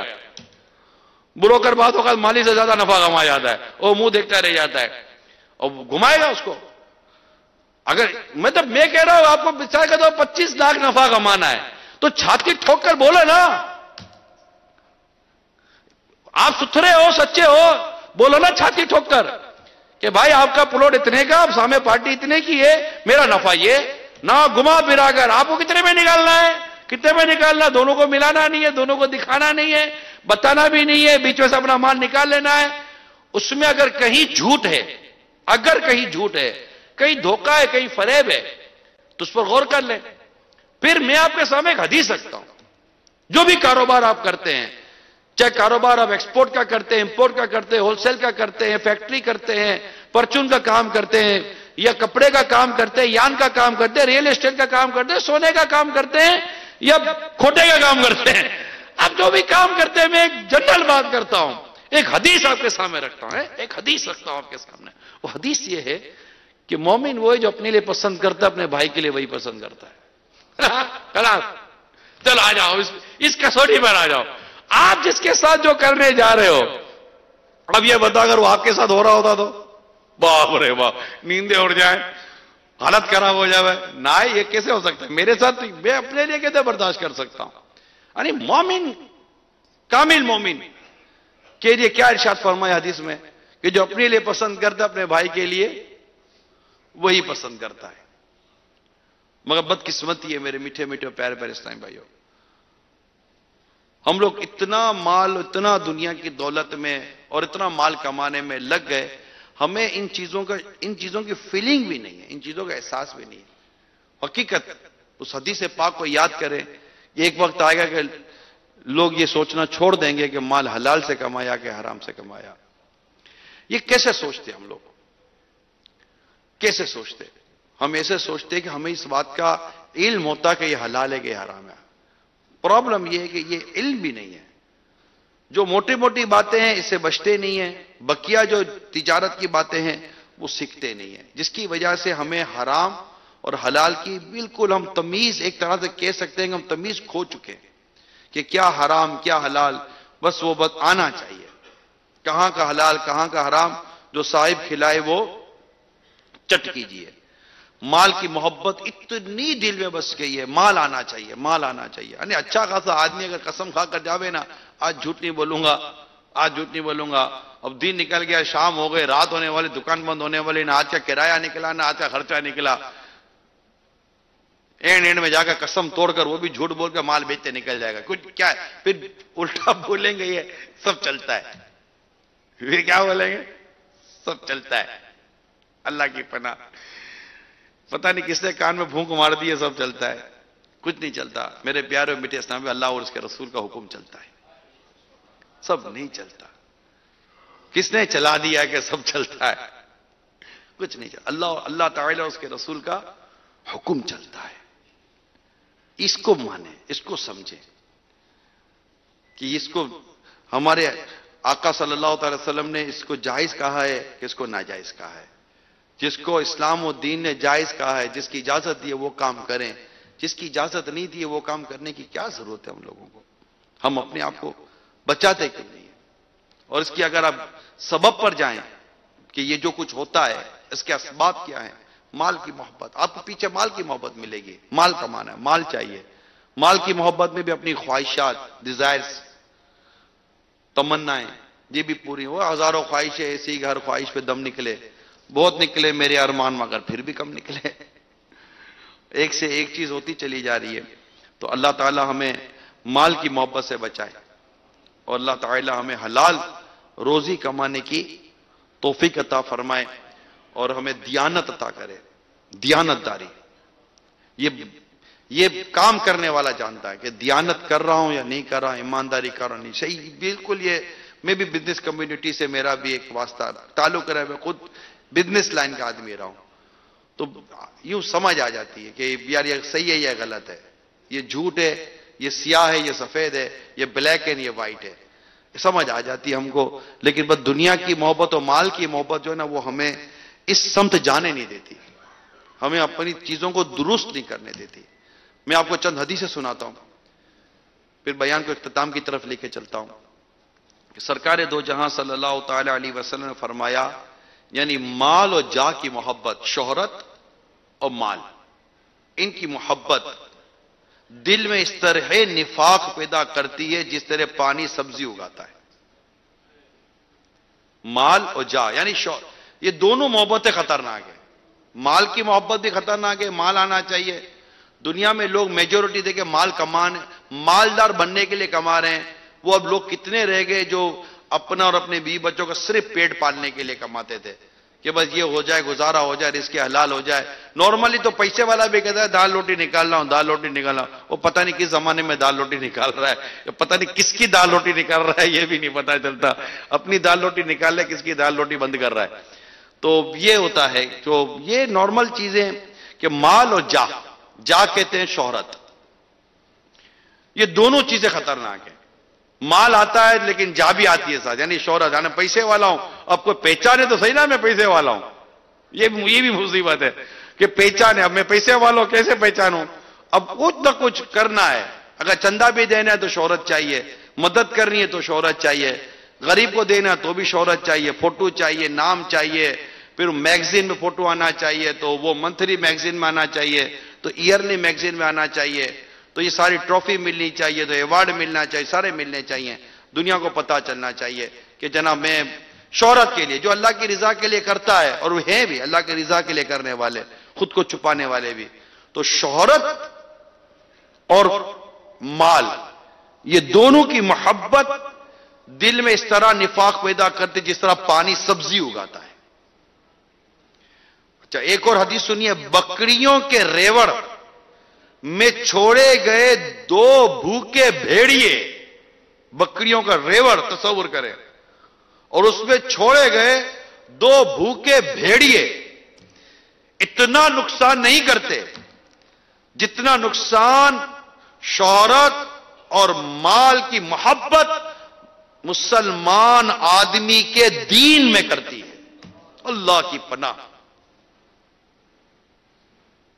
اللہ کی پناہ. کتنی واضح حدیث ہے. ایک بات کہ ہمت کر رہا ہوں، جرات کر رہا ہوں، کہیں بھی مالدار بننے کی ترغیب نہیں ہے. یہ ایک بات کہ میں نکل جاتا ہوں. غریب بننے کے فضائل بہت لکھے ہیں، مالدار بننے کی کہیں ترغیب میں نے پڑھی نہیں ہے. اور اگر مال آتا ہے اور مال مقدر ہے تو پھر حلال طریقے سے آنا چاہیے. اتنے فتنے فساد نہیں ہونے چاہیے. اس کی طلب نہیں ہونی چاہیے نا، طلب پیسے والا بن جاؤ. عموماً کیا ہوتا ہے کہ ماں دعا دیتی ہے اللہ تیرے کو عثمان غنی کا خزانہ دے. ماں دعا دیتی ہے نا، اے بیٹا اللہ تیرے کو عثمان غنی کا خزانہ دے. میں بولتا ہوں بیٹے کو چاہیے کہ ماں کے کان میں یہ بھی بول دے، ماں عثمان غنی کے خزانے کی دعا تو دے دی، عثمان غنی جیسی سخاوت اور حلال کمانے کی بھی دعا دے دے کہ تو عثمان غنی جیسا کہ تجھے خزانہ ملے تو ان کے جیسی حلال روزی کمانے کی اور ان کی طرح راہ خدا میں خرچ کرنے کی تجھے توفیق بھی ملے نا. یہ خالی مالج ملے نہ وہ سخاوت کا ذہن ہے نہ وہ حلال کمانے کی سوچ. اور جب مالدار سے بات کی ہے تو کہے گا حضرت عثمان غنی کے پاس بھی تو پیسہ تھا. بالکل تھا، کس نے منع کیا؟ اللہ تعالیٰ نے ان کو بہت مال دیا تھا. اگر ان کے مال کے کا ایک لقمہ کا ایک ذرہ بھی اگر کھانے کو مل جائے تو میرا تو حسن ظن ہے، یقین کامل ہے، میرے تو گناہ معاف ہو جائیں. اتنا پاکیزہ، اتنا حلال و طیب ان کا لقمہ. ان سے زیادہ پیسہ تو عبد الرحمن بن عوف کے پاس ہے رضی اللہ تعالیٰ عنہ. ان سے زیادہ روپیہ حضرت سیدنا عبد الرحمن بن عوف رضی اللہ تعالیٰ عنہ کے پاس تھا. اور آپ کو یقین جانیے یہ دونوں صحابی عشرہ مبشرہ میں. کمال ہے. ہمارا تاجر نماز تک نہیں پڑھ پاتا، نماز تک نہیں پڑھتا، حلال سے نہیں بچ پاتا. تاجر کی بات ہو رہی ہے اس لیے میں تاجر کر رہا ہوں. ورنہ نارملی طور پر جو بھی چاہے نوکری کر کے کماتا ہے یا سیٹ بن کے کماتا ہے، نارملی حلال کمانے کی سوچ کم رہ گئی ہے کیونکہ اس کا علم کم ہے، نہ ہونے کے برابر ہے.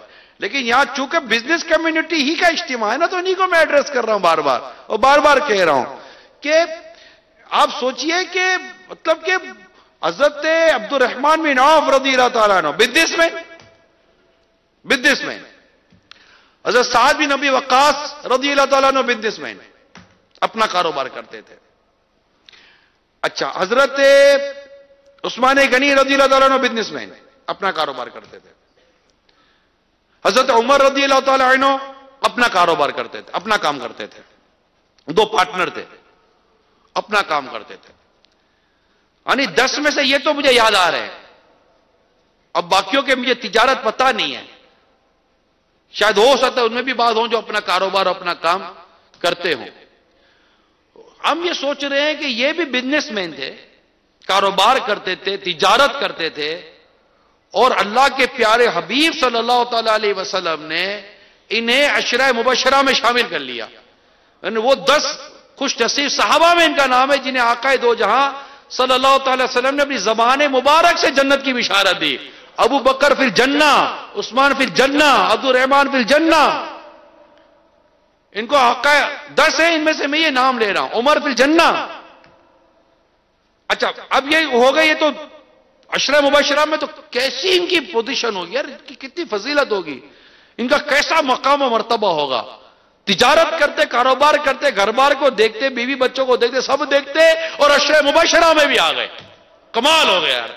اچھا، یہ تو ہے عشرہ مبشرہ کے اندر. اے بزنس کمیونٹی، تاجر برادری، آج سے میں بات کر رہا ہوں. صدیق اکبر بزنس مین، خلیفہ اول ہے. کتنی بڑی پرسنالٹی اور کتنی بڑی اتھارٹی بنی نا. سرکار دو جہاں صلی اللہ تعالی علیہ وسلم کی وصال ظاہری فرمانے کے بعد جو سب سے مین جو کی پوسٹ اور بالکل ایک سینسیٹیو صورتحال تھی، وہ یہی تھی جب سرکار صلی اللہ تعالی وسلم کا وصال مبارک ہوا. مسلمانوں کو سنبھالنا اور پوری ریاست، پوری مملکت، پورا نظام کو چلانا، اور اس سے پہلے کو اس کی مثال نہیں تھی نا، چلانا، اور اسے چلا کے دکھایا. اور کیا خوب چلا کے دکھایا. 2 سال تقریباً 100 دن کی آپ کی خلافت مبارک تھی، اور کیا نہیں کیا آپ نے، آگے کے لیے راستے ہموار کر دیے. بزنس مین تھے اور کیا بن گئے؟ خلیفۃ المسلمین، خلیفہ اول. حضرت عبد الرحمن بن عوف رضی اللہ تعالیٰ، حضرت عمر رضی اللہ عنہ بزنس مین تھے، کیا بن گئے؟ خلیفہ دوم، دوسرے خلیفہ. ٹھیک ہے. اچھا اب تیسرے خلیفہ ہمارے کون ہیں؟ حضرت عثمان غنی رضی اللہ تعالیٰ عنہ. یہ کون ہے؟ Business man. یہ بزنس مین تو ہیں، مگر میں آپ کے سامنے تاریخ کی ایک بہت خوبصورت بات رکھنے جا رہا ہوں. وہ یہ کہ جو 6 رکنی جو شورا بنائی تھی حضرت عمر رضی اللہ تعالیٰ عنہ نے، 6 رکنی مجلس شورا بنائی تھی حضرت عمر فاروق رضی اللہ تعالیٰ عنہ نے. کس کے لیے؟ آپ کے شہادت کے بعد خلافت کس کے پاس ہوگی اس کو تقرر کرنے کے لیے. اس کے جو بڑے تھے نا وہ حضرت عبد الرحمن بن عوف تھے رضی اللہ تعالیٰ عنہ. یعنی یہ بہت بڑا کام تھا، بہت بڑا کام تھا نا. یعنی آپ کے سامنے میں جو پہلو رکھ رہا ہوں، بزنس، کاروبار اور تجارت، اور دین اور اسلام کی زبردست خدمت، یہ آپ کو صحابہ کرام کی زندگی میں بالکل ملے گی. میرے غوث پاک بزنس مین تھے رحمت اللہ تعالی علیہ، اور تمام مذاہب میں ان سے بڑا کوئی مفتی بھی نہیں تھا. تمام مذاہب میں حنفی، حنبلی، مالکی، شافعی، جتنے بھی مذاہب تھے، میرے آقا غوث پاک رحمت اللہ تعالی علیہ کے زمانے کی بات کر رہا ہوں، اس وقت ان سے بڑا تمام مذاہب میں حنفی سمیت کوئی ان سے بڑا مفتی نہیں تھا. اچھا میرے غوث پاک رحمت اللہ تعالی علیہ چاروں مذہب پر فتویٰ دے سکتے تھے. اتنا علم تھا آپ کے پاس، اتنی علمیت، اتنی مطلب اتنا مقام تھا. اور مادر ذات ولی، پیدائشی ولی تھے. جو ولی قبل ہوئے، قبل تھے یا بعد ہوئے یا ہوں گے، سب ادب رکھتے ہیں دل میں میرے آقا تیرا. اعلیٰ حضرت لکھتے ہیں نا، سر بھلا کیا کوئی جانے کہ ہے کیسا تیرا. ارے کتنی خوبصورت بات ہے. میرے غوث پاک کی شان میں اعلیٰ حضرت لکھتے ہیں، میرے غوث سر بھلا کیا کوئی جانے کہ ہے کیسا تیرا، کہ اولیاء ملتے ہیں آنکھیں وہ ہے تلوا تیرا. اور شان یہ کہ قسمیں دے دے کہ کھلاتا ہے پلاتا ہے تجھے، پیارا اللہ تیرا چاہنے والا تیرا. میرے آقا امام اعظم رحمت اللہ تعالی علیہ، حنفیوں کے امام، ہم ان کے پیچھے ہیں، یہ ہمارے امام ہیں. بزنس مین تھے، تجارت کرتے تھے. اور کیسی تجارت کرتے تھے؟ بازار میں کھڑے ہو تو بھی امام ہے، مسجد میں جاؤ تو بھی امام ہے، فقہ میں دیکھو تو امام ہے، مطلب حدیث میں دیکھو تو امام ہے، تفسیر میں دیکھو تو امام، ہر جگہ دیکھو تو میرے امام اعظم امام ہی امام ہے. عرض کرنے کا مقصد یہ ہے کہ یہ تجارت جو آپ کر رہے ہیں، اس تجارت کے ساتھ دین اور اسلام کی خدمت کہاں ہے؟ نماز تو پڑھنی ہے. دیکھیں نماز تو پڑھنی ہے، چاہے آپ تجارت کریں یا نہ کریں. آپ بے روزگار بھی ہو گئے، کوئی بھی بے روزگار بھی ہے، نماز تو فرض ہی ہے نا، تو پڑھنی ہے. تو نماز کی پابندی، نماز پڑھنا، مسجد میں جانا، عبادت کرنا، یہ تو کرنا ہی کرنا ہے، اس میں تو کوئی دو رائے ہے ہی نہیں. مگر میرے میٹھے اور پیارے تاجر اسلامی بھائیوں، دین کی خدمت کہاں ہے؟ دین کی خدمت کہاں ہے؟ صدیق اکبر بڑے بڑے مشوروں میں موجود ہیں نا. آپ سوچو وہ کیسی مشاورتیں ہوتی ہوں گی جس میں سرکار صلی اللہ تعالی علیہ وسلم صدیق اکبر اور فاروق اعظم سے مشورے کر رہے ہیں. سوچے تو صحیح. عثمان غنی رضی اللہ تعالیٰ نے دوران حاضر ہوتے ہیں، وہ کیسا مقام ہوتا ہوگا، کیسی مطلب مشاورتیں ہوتی ہوں گی. دار ارقم کا معاملہ کیسا عجیب ہوتا ہوگا. بعد میں اسلام اور دین کی خدمتوں کی باتیں اور ان سے مشورے، خاص مشورے میں ہوتے تھے نا. یہ تو دیگر بھی صحابہ کرام علیہم رضوان تھے. تو یہ دین کی خدمت، اسلام کی خدمت، سنتوں کی خدمت، اس کے لیے یہ وقت دیتے تھے کہ نہیں دیتے تھے؟ تجارت بھی کرتے تھے، کاروبار بھی کرتے تھے، کام کاج بھی کرتے تھے، اپنا دیکھتے تھے، مگر اسلام و دین کے لیے کام کیا. اپنی جان اسلام و دین کے نام پر قربان کرنے کا ان کا جذبہ بالکل موجود ہی رہا. غزوہ بدر میں دیکھ لیجئے، صدیق اکبر اور عمر فاروق رضی اللہ تعالیٰ عنہ تلواریں لے کر موجود ہیں. حضرت عثمان غنی رضی اللہ تعالیٰ عنہ بھی بدر میں ہوتے، غزوے میں ہوتے. میرے آقا صلی اللہ تعالیٰ علیہ وسلم نے انہیں رکنے کا فرمایا تھا کہ آپ مدینہ منورہ میں رہیں، کیونکہ میرے آقا کی شہزادی بیمار تھی. ان کی تیمارداری کے لیے میرے آقا صلی اللہ تعالیٰ علیہ وسلم نے عثمان غنی رضی اللہ تعالیٰ عنہ کو بدر کی غزوے میں آنے نہ دیا. اور ہوا یہ کہ آپ کو بدری صحابہ میں شامل کیا گیا اور مال غنیمت صاحب کو بھی حصہ دیا گیا. آپ بدری صحابہ میں بھی ہیں جبکہ بدر میں نہ تھے. یہ تھا. دیکھیں نا کتنی وہ وقت جب حضرت سرکار صلی اللہ تعالی وسلم عمرہ کرنے کے لیے تشریف لاتے ہیں صحابہ کرام کے ساتھ, اور جب آپ کو روک لیا گیا تو کفار سے میٹنگ کرنے کے لیے, بات کرنے کے لیے کون سی پرسنالٹی گئی؟ حضرت عثمان غنی رضی اللہ تعالیٰ عنہ گئے تھے. ان کی تدبر کتنا ہوگا, ان کے اخلاق اور ان کا معاملہ کتنا پیارا ہوتا ہوگا. ان کو بھیجا گیا, اور وہ ان کی عزت اتنی تھی کہ ان کو کفار مکہ نے کہا کہ ہم آپ کے صاحب کو تو نہیں آنے دے رہے, آپ آئیں, آپ طواف کر لیں. وہ تھے چل والے, انہوں نے کہا نہیں, میں آقا کے بغیر طواف نہیں کرتا. ہاں, انہوں نے عمرہ نہ کیا سرکار صلی اللہ تعالی وسلم کے بغیر. تو اب عرض یہ ہے کہ جو بھی اس وقت آپ مدنی چینل پر ہیں, فیضان مدینہ میں ہیں, چھوٹے تاجر ہیں, بڑے تاجر ہیں, کم کماتے ہیں, زیادہ کماتے ہیں, نہیں کماتے ہیں, اور لگے ہوئے کمانے میں کہ کبھی نہ کبھی ہاتھ آ جائے گا, کچھ نہ کچھ اپنے بھی, تو یوں سب لگے ہوئے تھے. اسلام و دین کے لیے, شریعت و سنت کے لیے وقت کہاں ہے؟ آپ جا رہے ہیں, میں تو اجتماع میں بیان ختم کرنے کی طرف جا رہا ہوں, آپ کے سامنے ایک ریکویسٹ کیے لے جا رہا ہوں, وقت کہاں ہے؟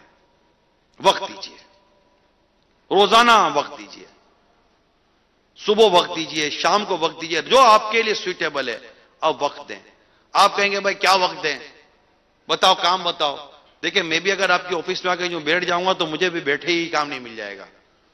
آپ آتے رہیں گے, میں آپ کے آفس میں بیٹھا رہوں گا, تھوڑے تھوڑے دنوں کے بعد مجھ پر کام ڈیلیور ہوتا چلا جائے گا, اور ڈیفینیٹلی آہستہ آہستہ میں آپ کے آفس میں بھی بزی ہو جاؤں گا. یہی ہے نا, نارملی یہی ہوتا ہے. آپ آئیں, اجتماع میں آئیں, ہفتہ وار اجتماع ہوتا ہے دعوت اسلامی کا ہر جمعرات کو, پابندی کے ساتھ اس میں شرکت کریں. بالکل آئیں, اجتماع میں آئیں, بیان میں آئیں, مغرب میں آ جائیں, اور بیان سنیں اور ذکر و دعا میں شرکت کریں.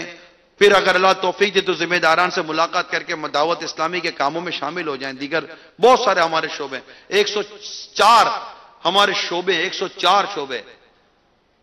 ہمارا دعوت اسلامی کا کنسٹرکشن کا کام کتنا بڑا ہے, اگر آپ آئیں گے تو میں آپ کو بتاؤں گا. پھر کنسٹرکشن کے لیے پرچیزنگ کا کام کتنا بڑا ہوگا. اس طرح کتنے شعبے یہاں دعوت اسلامی کے قائم ہیں. جامعۃ المدینہ, یعنی آپ سوچئے کہ جامعۃ المدینہ خود ایک شعبہ ہے. آدمی کو یار میرے کچھ اچھا کام کرو, اچھا کام کرو, ٹھیک ہے فلاں جامعۃ المدینہ میں آئے, ہم آپ کو کچھ نہ کچھ کام دیتے ہیں انشاءاللہ تعالی. تقریباً 526 جامعۃ المدینہ دعوت اسلامی کے. کتنے؟ 500, اس کو دارالعلوم جس کو کہتے ہیں نا, دارالعلوم. 526 جامعۃ المدینہ ہے دعوت اسلامی کے, اور یہ 526 جامعۃ المدینہ میں تقریباً 40,000 43, یہ بھی فگر آئے تو تھا میرے پاس, یہ ہیں ہمارے پاس. یعنی اتنے جامعۃ المدینہ, اور اتنے جامعۃ المدینہ میں اتنے ہمارے پاس اسلامی بھائی, اسلامی بہنیں یہ پڑھ رہے ہیں, وہ درس نظامی عالم کورس کر رہے ہیں, اور ملک بھر میں ہی الحمدللہ, وہ ملک کے باہر بھی ہیں. تو اب آپ سمجھ سکتے ہیں یہ جامعۃ المدینہ, یہ 526, اور پڑھنے والے اسلامی بھائی اور اسلامی بہنوں کی تعداد ہے 42,770. کتنی؟ آپ فیچر دیکھیے, بہت سمپل سی بات ہے, مور اور لیس 40,000 اسلامی بھائی اسلامی بہن عالم بن رہے ہیں. یہ آتے رہیں گے نا, آتے رہیں گے, آتے رہیں گے, آتے رہیں گے. ابھی اولا میں فرسٹ کلاس میں, سیکنڈ کلاس میں, third class, fourth class, fifth class, جس کو اولا, ثانیہ, رابعہ, جو بھی ان کی ہماری اصطلاح ہوتی ہے وہ کہتے ہیں. آتے آتے آخر دور حدیث ہوگا. یہ ہزاروں کی تعداد میں فارغ ہوتے چلے جائیں گے, اور ہماری ہی سوسائٹی کو علماء ملتے چلے جائیں گے, علماء ملتے جائیں گے. کبھی 600 علماء فارغ ہو رہے ہوں گے, تو کبھی 700 علماء فارغ ہوں گے, کبھی 1200 علماء فارغ ہوں گے, اور ایک وقت آئے گا انشاءاللہ 12,000 علماء فارغ ہوں گے. جب پھر یہ فارغ ہونا سمجھ رہے ہیں آپ, جیسے ان کی یہ مطلب ان کی ایک اسٹیج پورا ہو گیا, کوالیفیکیشن ہو گئے. اسلامک اسکالر کی ایک ٹرمنالوجی بھی ہماری سوسائٹی میں مشہور ہے کہ عالم بن گئے. درس نظامی ان کا پورا ہو گیا. اچھا, یہ صرف یہاں نہیں ہے نا, پاکستان میں نہیں ہے. الحمدللہ یو کے میں الگ عالم بنے, یو کے میں الگ فارغ ہوئے, نیپال میں الگ فارغ ہوئے, بنگلہ دیش میں الگ فارغ ہو رہے ہیں. اور ساؤتھ افریقہ میں فارغ ہو چکے الحمدللہ، اور اس وقت یو کے بعض شہروں کے اندر جامعۃ المدینہ نئے کھول رہے ہیں ہم لوگ. لندن کے قریبی اسلاؤ ہے، وہاں جامعۃ المدینہ کا افتتاح ہو چکا ہے الحمدللہ رب العالمین. تو یو کے، یورپ، افریقہ، امریکہ، یعنی دنیا کے کونے کونے میں اس وقت تقریباً 28 ملک آپ کو پتا ہے یورپ میں، کم و بیش 28 ملک یورپ میں پڑتے ہیں. ہمارا ہدف یہ ہے کہ ہم یورپ کے ہر ملک کے اندر بہت بڑا جامعۃ المدینہ قائم کریں گے. یعنی خواب یہ ہے، جاگتی آنکھوں کا خواب ہوتا ہے پورا بھی ہو جاتا ہے، تو خواب یہ ہے کہ ہم جگہ لیں گے. ابھی الحمدللہ فرینکفرٹ کے اندر آپ جگہ دے کے آپ کی طبیعت خوش ہو جائے گی. جیسے کہ یہ آپ ہال دیکھ رہے ہیں جہاں بیٹھے ہیں آپ، یہ دیکھ رہے ہیں آپ، کم از کم اتنی جگہ تو ہے. فرینکفرٹ کے اندر ہم نے لی ہے. فرینکفرٹ سے آپ 20 کلومیٹر کے آگے تھوڑا سفر کرتے ہیں تو ایک سٹور تھا، اتنی بڑی جگہ، اور اس کے سائڈ ایک جگہ الگ ہے. یہ پوری جگہ لی ہے انشاءاللہ. یہ یورپ کے ایک حصے کا پورا مدنی مرکز بنے گا. وہ نمازیں ہوں گی، جامعۃ المدینہ ہوگا. صرف یہ نہیں، ہمارے ریفیوجیز ہیں نا، ابھی مجھے کل ہی پوسٹ آئی الحمدللہ، تقریباً مور دین 300 جو ریفیوجیز ہیں ہمارے جرمنی میں، ان کا الحمدللہ من اجتماع ہوا، ہمارے مبلغ نے کیا ہے، جو وہاں ریفیوجیز ہیں. اور ابھی آج میں نے مدنی خبروں میں دیکھا کہ یہ جو برما کے جو مظلوم مسلمان بنگلہ دیش میں آئے تھے، الحمدللہ میں دیکھ رہا تھا ان بنگلہ دیش کے وہ روہنگیا کہ مسلمانوں کو جمع کر کے ہمارے مبلغین بیان کر رہے تھے. یعنی ویلفیئر بھی ہو رہا ہے، بات سمجھ رہے، ویلفیئر بھی ہو رہا ہے، مسجد بھی بن رہی ہے، ان کو اناج اور غذائیں بھی دی جا رہی ہے. مگر ساتھ ساتھ چونکہ دعوت اسلامی کا مقصد یہ کہ مجھے اپنی اور ساری دنیا کے لوگوں کی اصلاح کی کوشش کرنی ہے، لہذا ان کو نہ صرف کھانا پینا، پانی اور دوائی، بلکہ انہیں جسمانی صحت اور تندرستی کے معاملات کے ساتھ ساتھ روحانی علاج بھی کیا جا رہا ہے. نماز، بیان، یہ سب چیزیں، یہ مین ہمارا مقصد ہی نیکی کی دعوت عام کرنا ہے. اب کبھی مسلمانوں پر دنیا میں کہیں ایسی افتاد آ جاتی ہے پریشانی، تو دعوت اسلامی ایک جزوی پارشلی طور پر وہاں پر ایکٹیویٹ ہو جاتی ہے. اب چونکہ بنگلہ دیش میں ہمارا کام تھا اور ہے، جامعۃ المدینہ ہے، فیضان مدینہ ہے، مدرسۃ المدینہ ہے، سارا وہاں نظام ہمارا ہے، سینکڑوں مبلغین ہیں، لہذا کوئی اور کمیونٹی، کوئی اور ملک کو وہاں جا کر کام کرنے کی اجازت تھی نہیں. برما والوں میں ہمیں بھی اجازت نہیں ملی، اور ہم چونکہ قانون کو توڑنا ہماری اس میں ہے ہی نہیں طریقہ کار میں، ہم ایس پر لا کام کرنے کے ہی عادی ہیں، اور یہی ہماری تربیت بھی ہے، یہی ہماری تعلیم ہے، اور یہی ہمارا مقصد ہے، یہی ہمارا ویژن ہے، اور یہی ہمارا انشاءاللہ فیوچر بھی ہے. تو اب چونکہ وہاں ہماری دعوت اسلامی تھی تو وہیں سے انشاءاللہ الحمدللہ ہمارے مبلغین نے مال لیا، یہ لیا اور ان کو دیا، مسجد بنائی، پمپ بنائے، وضو خانے بنائے، اور پھر سلسلہ شروع ہوا. میں یاد دے گا، مجھے بہت اچھا لگا الحمدللہ. ہمارے اسلام اس میں مصروف ہو گئے. تو یہ جامعۃ المدینہ وہاں بھی کھلے، یہاں بھی کھلے. اب یہ جو یورپ ہے، جو میں آپ کو بتایا، فرینکفرٹ میں نے آپ کو بتایا، اب فرینکفرٹ کے اندر جامعۃ المدینہ، جرمنی میں، اب جرمنی خود بہت بڑا ملک ہے، اٹلی میں جامعۃ المدینہ، فرانس میں جامعۃ المدینہ. تو جناب اچھا، یہ جامعۃ المدینہ صرف کہنے کو، مقصد ہمارا یہ کہ ہم ایک جگہ لیتے ہیں، جگہ لیتے ہیں، اس جگہ کو مسجد، ساتھ جامعۃ المدینہ، ساتھ مدرسۃ المدینہ، اور اگر شریعت کی اجازت اور ہمارے پاس اسپیس ہو تو وہیں پر دارالمدینہ.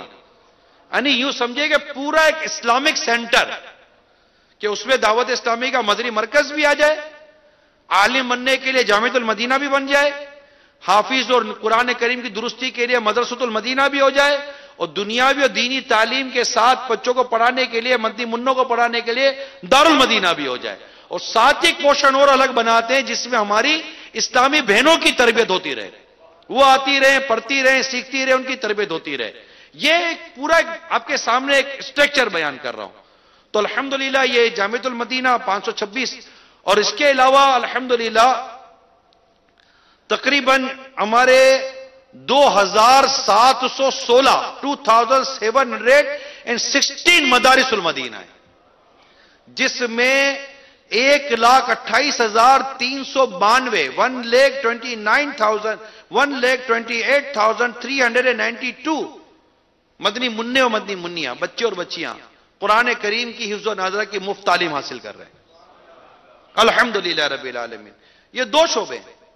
آپ آئیں، فیضان مدینہ، سینکڑوں فیضان مدینہ آئیں، سینکڑوں مساجد بن رہی ہیں، آئیں. الحمدللہ ہمارے خود دعوت اسلامی کی انڈر امبریلا مور اور لیس 20,000 امپلائیز ہیں. ان کے بھی کچھ نہ کچھ ویلفیئر کے کام ہمارے انڈر امبریلا ہو رہے ہوتے ہیں, علاج کے حوالے سے, دیگر حوالے سے. آئیں, ہم کام ہی کام ہے. مسجد بنائیں, مدرسے بنائیں, پھر ساتھ ساتھ الحمدللہ ہر 3 دن مدنی قافلے میں ہر وہاں سفر کریں, اجتماع. کیونکہ جب تک ہماری اپنی تربیت نہیں ہوگی, ہم خود کچھ سیکھیں گے نہیں, تو نہ جو کر سکے خیر خواہی خود اپنی, کسی دوسرے کا بھلا کیا کریں گے. تو کورس کریں. الحمدللہ ابھی ہمارا یہ 25 دسمبر سے فیضان نماز کورس شروع ہو رہا ہے, مدنی مرکز. دیکھیں, نماز درست ہونی چاہیے, نماز درست ہونی چاہیے. آپ کاروبار کریں, نوکری کریں, تعلیم حاصل کریں, یونیورسٹی میں, کالج میں, کہ مارکیٹ میں, یا کہیں بھی نہیں ہے, مسلمان کی نماز درست ہونی چاہیے. اور دعوت اسلامی کے مبلغین ہماری نمازیں درست کراتے ہیں, فری آف کاسٹ ہے. تو آپ اس کورس میں شرکت کریں, اپنے ذمہ داران سے پوچھیں کہ آپ کے نماز کورس کب ہو رہا ہے, اس میں شرکت کریں. تو یوں مکتبۃ المدینہ ہے, پورا ہمارا پبلشنگ ادارہ ہے, پورا مالیات, اکاؤنٹیبلٹی, اکاؤنٹس, ہمارا اتنا بڑا اکاؤنٹس کا شعبہ ہے. کتنے چارٹرڈ اکاؤنٹنٹ دعوت اسلامی کے ساتھ الحمدللہ اکاؤنٹس کے اندر ہمارے کام کر رہے ہوتے ہیں, اللہ کا شکر ہے. آئی ٹی کا اتنا بڑا شعبہ ہے دعوت اسلامی کا, انٹرنیٹ کا شعبہ وہ ہے. یہ ہماری یہ اسکولنگ جو دارالمدینہ جو ہے, اس میں پرائمری بھی ہے, سیکنڈری بھی, آگے جا کے انشاءاللہ یونیورسٹی کا بھی پلان ہمارا کیوں میں, یہ اللہ کی رحمت سے. تو اے رضا, ہر کام کا ایک وقت ہے, دل کو بھی آرام ہو ہی جائے گا. تو یہ 12 مدنی کام, قرآن کریم کی درستی, اللہ کا ذیلی حلقہ, مدرسۃ المدینہ بالیگان, درس و بیان, ہفتہ وار اجتماع, مدنی قافلے, پھر نیک بننے کے لیے مدنی انعامات. کل کے وہ خصوصی مدنی مذاکرے میں ایک ہمارا ماڈرن اسلام بھائی تھا, اٹھ کر کہنے لگا, امیل سنت سے سوال کیا, باپا جی میں نیک بننا چاہتا ہوں. سوال بھی کتنا اچھا تھا. امیر سنت نے مدنی انعامات کا رسالہ لیا, کہا کہ پھر اس پر عمل کرو, نیک بن جاؤ گے. مدنی انعامات کا رسالہ یہ لے لے, 3 روپے کا رسالہ ہے, جیب میں رکھے, روزانہ فلفل کر, جیسے روزانہ کیا آیا کیا گیا لکھتے ہی ہے نا. تو آج کیا کیا کیا نہیں کیا لکھے, انشاءاللہ تعالی رب کی رحمت سے نیکی کے راستے پر چل پڑیں گے. اب جو 2 چیزیں آپ کے سامنے میں نے رکھی, مدرسۃ المدینہ اور جامعۃ المدینہ, ہمارے اس کے جو اخراجات ہیں, ڈیفینیٹلی اس کے اخراجات بھی اربوں میں, اربوں روپے کے اس کے اخراجات ہیں. تو ہم نے یہ سالانہ, ایئرلی, ہم نے اس کے لیے 17 دسمبر کو ٹیلی تھون رکھی ہے. 17 دسمبر یہ نیکسٹ سنڈے, آنے والی اتوار کو, دوپہر 2 بجے سے. یہ مدنی عطیات مہم کہلاتی ہے, مدنی عطیات مہم کہلاتی ہے. یعنی ہم ڈونیشن کرتے ہیں, چندہ جمع کرتے ہیں, اور اس کا ہم نے طریقہ یہ رکھا ہے کہ ہم نے 313 اس کے یونٹ بنا لیے, اور ایک یونٹ 3,13,000 ہم نے یونٹ بنا لیے, اور ایک یونٹ ہم نے 10,000 کا رکھ دیا کہ آپ 1 یونٹ لے لیں, 2 یونٹ لے لیں. آپ کے گھر میں مثال کے طور پر 6 افراد ہیں, 6 یونٹ لے لیں, سب کی طرف سے 1 یونٹ ہو گیا. 12 افراد ہیں تو 12 یونٹ لے لیں, سب کی طرف سے 1 یونٹ ہو گیا, تو 1,20,000 روپے ہو جائیں گے. تو کوئی 313 یونٹ لے لے گا, کوئی 786 یونٹ لے لے گا, کوئی 1200 یونٹ لے لے گا.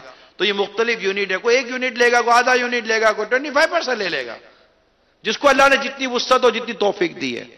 تو آپ سے یہ بھی التجا ہے کہ آپ ابھی سے ہی, یعنی 17 دسمبر تو ہماری ڈیڈ لائن ہے کہ ہم اس دن تو اپنی وہ ٹرانسمیشن کریں گے, اور دنیا بھر سے ہم یہ کلیکشن کی ایک مہم چلائیں گے جس کو ٹیلی تھون کہتے ہیں. مگر ہمارے اسلامی بھائی ابھی سے ہی یہ یونٹ جمع کرنے میں مصروف ہیں. میں آپ تمام اسپیشلی جو تاجر برادری آئی ہے, میں ان سب سے ریکویسٹ کرتا ہوں کہ پلیز جامعۃ المدینہ اور مدرسۃ المدینہ کے اس عظیم اور اہم کام ہے جس میں عالم اور حافظ بنائے جاتے ہیں, اس میں ضرور اپنا حصہ ملائیں. تقریباً 70,000 کے آس پاس دعوت اسلامی حافظ بنا چکی ہے. تقریباً 2 لاکھ کے آس پاس ہمارے قرآن کریم ناظرہ پڑھ چکے ہیں. یہ الحمدللہ ہزاروں اسلامی بھائی عالم بن چکے ہیں. الحمدللہ رب العالمین. رزلٹ مدینہ ہے, رزلٹ مدینہ. لیکن ڈیفینیٹلی اتنے بڑے ہیوج سسٹم کو چلانے کے لیے اربوں روپے چاہیے. 104 شعبے میں نے کہا, اس میں سے 2 شعبے یہ ہیں, بقیہ 102 الگ ہیں. اس میں مدنی چینل بھی آ جاتا ہے, ایک شعبہ. بہت سارے شعبے ہیں الحمدللہ, لاکھوں کروڑ روپے ہر ایک شعبے کے خراجات ہوتے ہیں سالانہ. تو آپ اس پہ اپنا حصہ ملا. ابھی 2 کے لیے میں ریکویسٹ کر رہا ہوں آپ سے, 10,000 پر یونٹ. آپ نیت کریں, اللہ آپ کو توفیق دے کہ زیادہ سے زیادہ یونٹ آپ ہمیں دیں تاکہ یہ کام, یہ کار خیر, کیونکہ ہماری وجہ سے یہ علم دین پر, علماء پر, ہی قرآن کریم پڑھنے والوں پر یہ اخراجات ہوں گے, اور اس کا جتنا ثواب آپ تصور کر سکتے آپ کریں انشاءاللہ. وہ میں نے شروع میں ایک روایت بیان کی تھی کہ ایک شخص نے بارگاہ رسالت میں عرض کیا, آقا میں موت کو پسند نہیں کرتا, کیا کروں؟ عرض کی, ارشاد فرمایا کیا تیرے پاس مال ہے؟ عرض کی جی میرے پاس مال ہے. فرمایا آگے بھیج دے. کیا فرمایا؟ آگے بھیج دے, مال آگے بھیج دے. جب کیونکہ مومن کا دل یہ مال کے پیچھے ہے, جب تیرا مال آگے چلا جائے گا تو تو بھی مال کے پیچھے پیچھے تیری سوچ آخرت کی طرف بن جائے گی, موت کی طرف, اور پیچھے چھوڑے گا تو مال کے پیچھے پیچھے رہے گا. تو ہمارا کام بھی یہی ہے کہ ہم اپنا مال آگے بھیج دیں, وہاں بھیجیں جہاں ہمارا کوئی ساتھ دینے والا. بظاہر ہمارے یہ جو دنیا میں جو ہمارے ذرائع ہیں وہ تو ہوں گے نہیں, تو وہاں ہمارا مال ہمیں کام آئے گا جب راہ خدا میں ہم خرچ کریں گے. اور ویسے ہی راہ خدا میں خرچ کرنے سے مال گھٹتا نہیں ہے, مال بڑھتا ہی ہے. تو کرنا ہی چاہیے, ہر روزانہ صدقہ کرنا چاہیے کہ صدقہ بلاؤں کو دور کر دیتا ہے. تو اللہ نصیب کرے. آپ سے میں دوبارہ ریکویسٹ کرتا ہوں کہ اس میں آپ بالکل اپنا حصہ ملائیں. جہاں مدنی چینل پر ہیں, اسلامی بھائی ہیں, اسلامی بہنیں ہیں, سب مل کر اس ٹیلی تھون میں, مدنی عطیات مہم میں اپنا حصہ ملائیے, اور زیادہ سے زیادہ یونٹ آپ لیجئے اور جمع کروا دیجئے پیسے, تاکہ ہم اپنا ٹارگٹ جو 3,13,000 یونٹ کا جو ٹارگٹ ہے, اللہ کرے اسے پورا کرنے میں ہم کامیاب ہو جائیں. اللہ عمل کرنے کی توفیق عطا فرمائے. آمین بجاہ النبی الامین صلی اللہ تعالی علیہ وآلہ وسلم. صلو علی الحبیب صلی اللہ تعالی علی محمد صلی اللہ علیہ وسلم. تاجر برادری سے ماشاءاللہ آپ نے بیان فرمایا, تو جو ترغیب آپ نے دلائی کہ اگر ہمارے گھر میں جتنے اسلامی بھائی ہوں, جتنے افراد ہوں, اتنے جو ہے وہ ہم یونٹ دیں, تو تاجر کمیونٹی کیوں نہ کوئی ایسا بزنس میں بھی پارٹنر تلاش کیا کرتی ہے. تو اس نیکی کے کام میں کوئی ایسا پارٹنر تلاش کیے جائیں, ایک ایسی کمیٹی بنا لی جائے, ایک ایسا پول بنا لیا جائے کہ ہماری مارکیٹ کی طرف سے, مثال کے طور پر اگر مختلف ایسوسیشنز کے صدور ہیں وہ اپنی مارکیٹوں میں ایک مہم چلائیں کہ دعوت اسلامی کے تحت چلنے والے مدارس المدینہ اور جامعۃ المدینہ کے تحت جو یہ ٹیلی تھون ہو رہی ہے, ان کے لیے ہم مل کر ہماری مارکیٹ کی طرف سے جو ہے وہ کچھ نہ کچھ یونٹ اپنے ذمے لے لیں اور اس کی ترغیب دلائیں, تو کیا ہی بہتر ہے. بالکل ہونا چاہیے, اپنی مارکیٹوں میں کام کریں. اور دیکھیں اس میں تو یہ کہ یہ جتنے بھی آپ لائیں ہیں, میں سمجھ سکتا ہوں کہ تب دعوت اسلامی سے محبت کرنے والے ہیں, وہی چھت کے نیچے بیٹھے ہیں, تو دعوت اسلامی سے محبت کرنے والے ہیں نا یار. دین سے محبت, دعوت اسلامی سے محبت, یہ ان کو یہاں تک لائی ہے. تو اب یہ محبت ہے, تو اب آپ مارکیٹ میں ایک ہفتہ ہے, آپ اپنا کوئی اس طرح کا بنائیں, 2-4 لوگ مل کر, 5 مل کر, مثال کے طور پر طارق روڈ پہ چلے جائیں تو الگ الگ مارکیٹ ہیں, کپڑے کے الگ ہے, گارمنٹس کے الگ ہے, کرتا شلوار کے الگ ہے, تو جیولری کے الگ ہے, شوز کی الگ ہے, پتہ نہیں 10 قسم کی تو یہاں پر آئٹمیں ہیں طارق روڈ پر. اب ایک دکان پر بندہ چلا جائے, آپ بولو گے یار شرم آتی ہے, ایسا نہ سوچے. شرم, اس کام میں شرم نہیں آنی چاہیے. یعنی آپ کو میں کیا مثالیں دوں, چھوڑیں. ارے لوگ ناشتے کودتے ہیں, عورتیں ناشتی کودتی ہیں, ان کو شرم نہیں آتی. عورتوں کو نہیں پتا کہ ہم ناشتی کودتی ہیں اور مرد دیکھ رہے ہوتے ہیں, ان کو شرم نہیں آتی. یہ روڈوں پر ناجائز طریقے سے ایک تعداد بھیک مانگتی ہے, سڑکوں پر گاڑیوں پر آ کر بھیک مانگتے ہیں, دروازے کہ ہمارے وہ ونڈوز بجا بجا کے بھیک مانگتے ہیں. ان کو شرم نہیں آتی جو ناجائز کرتے ہیں, میں ان کو بالخصوص ان کو کہہ رہا ہوں, ان کو شرم نہیں آتی. ہمیں اس کام میں شرم آئے گی جس کام میں شرم واقعی نہیں ہونی چاہیے. میں آپ کی ترغیب کے لیے کہہ رہا ہوں, آپ کی ہمت بڑھانے کے لیے کہہ رہا ہوں کہ اسلام اور دین کے لیے چندہ کرنا, چندہ مانگنا, یہ نبی پاک کی سنت ہے صلی اللہ تعالی علیہ وسلم. اس پہ شرم کیسے یار؟ میں آپ سے اتنی دیر سے مانگ رہا ہوں, میری عزت میں کیا کمی آ رہی ہے بھائی؟ مجھے تو نہیں سمجھ آ رہی. اپنے لیے کوئی 2 پیسے کا آدمی قرضہ مانگتا ہے تو وہ آگے بولتا ہے یار رے, اب دین کے لیے مانگ رہے, اسلام کے لیے مانگ رہے ہیں, تو دین اور اسلام کے لیے مانگ رہے, تو ہماری تو عزت ہے, قربانی دین پر ہے. اسلام سے تو عزت ملی ہے. سیدنا عمر رضی اللہ تعالی عنہ بیت المقدس کی طرف چلے تھے, آپ کو حضرت ابو عبیدہ بن جرہ رضی اللہ تعالی عنہ نے عرض کی کہ لینے آئے تھے کہ چلیں وہ آپ کو چلنا ہے، تو آپ نے اپنی بڑی کمزور سی اونٹنی لی اور وہی آپ نے جو ایک آپ کے جو سادہ سے کپڑے تھے وہ پہنے، تو آپ کی توجہ دلائی گئی سواری اور لباس کی طرف، تو آپ نے فرمایا کہ ہمیں عزت اسلام سے ملی ہے، لباس سے نہیں ملی، عزت ہماری اسلام سے، تو ہماری عزتیں تو اسلام پر قربان، اور اسلام سے ہی ہماری عزتیں، اور جو جس چیز کے لیے آپ چندہ کر رہے ہیں، جیسے میں آپ کو جو کہہ رہا ہوں وہ کس کے لیے ہے، یا آپ اگر مارکیٹ میں جاتے کس کے لیے، آپ کیا کرنے جائیں گے؟ آپ یہی کرنے جائیں گے نا کہ یار پیسے دو تاکہ ہمارے معاشرے میں علماء بڑھیں، آپ کیوں جائیں گے بھائی؟ الٹیمیٹلی جو نتیجہ نکلے گا کیا نکلے گا کہ آپ کیا کرنے جا رہے ہیں؟ آپ پیسے دیں تاکہ ہم یہاں خرچ کریں، تو پوچھے گا کیا ملے گا؟ بولے گا آپ کی سوسائٹی کو علماء ملیں گے۔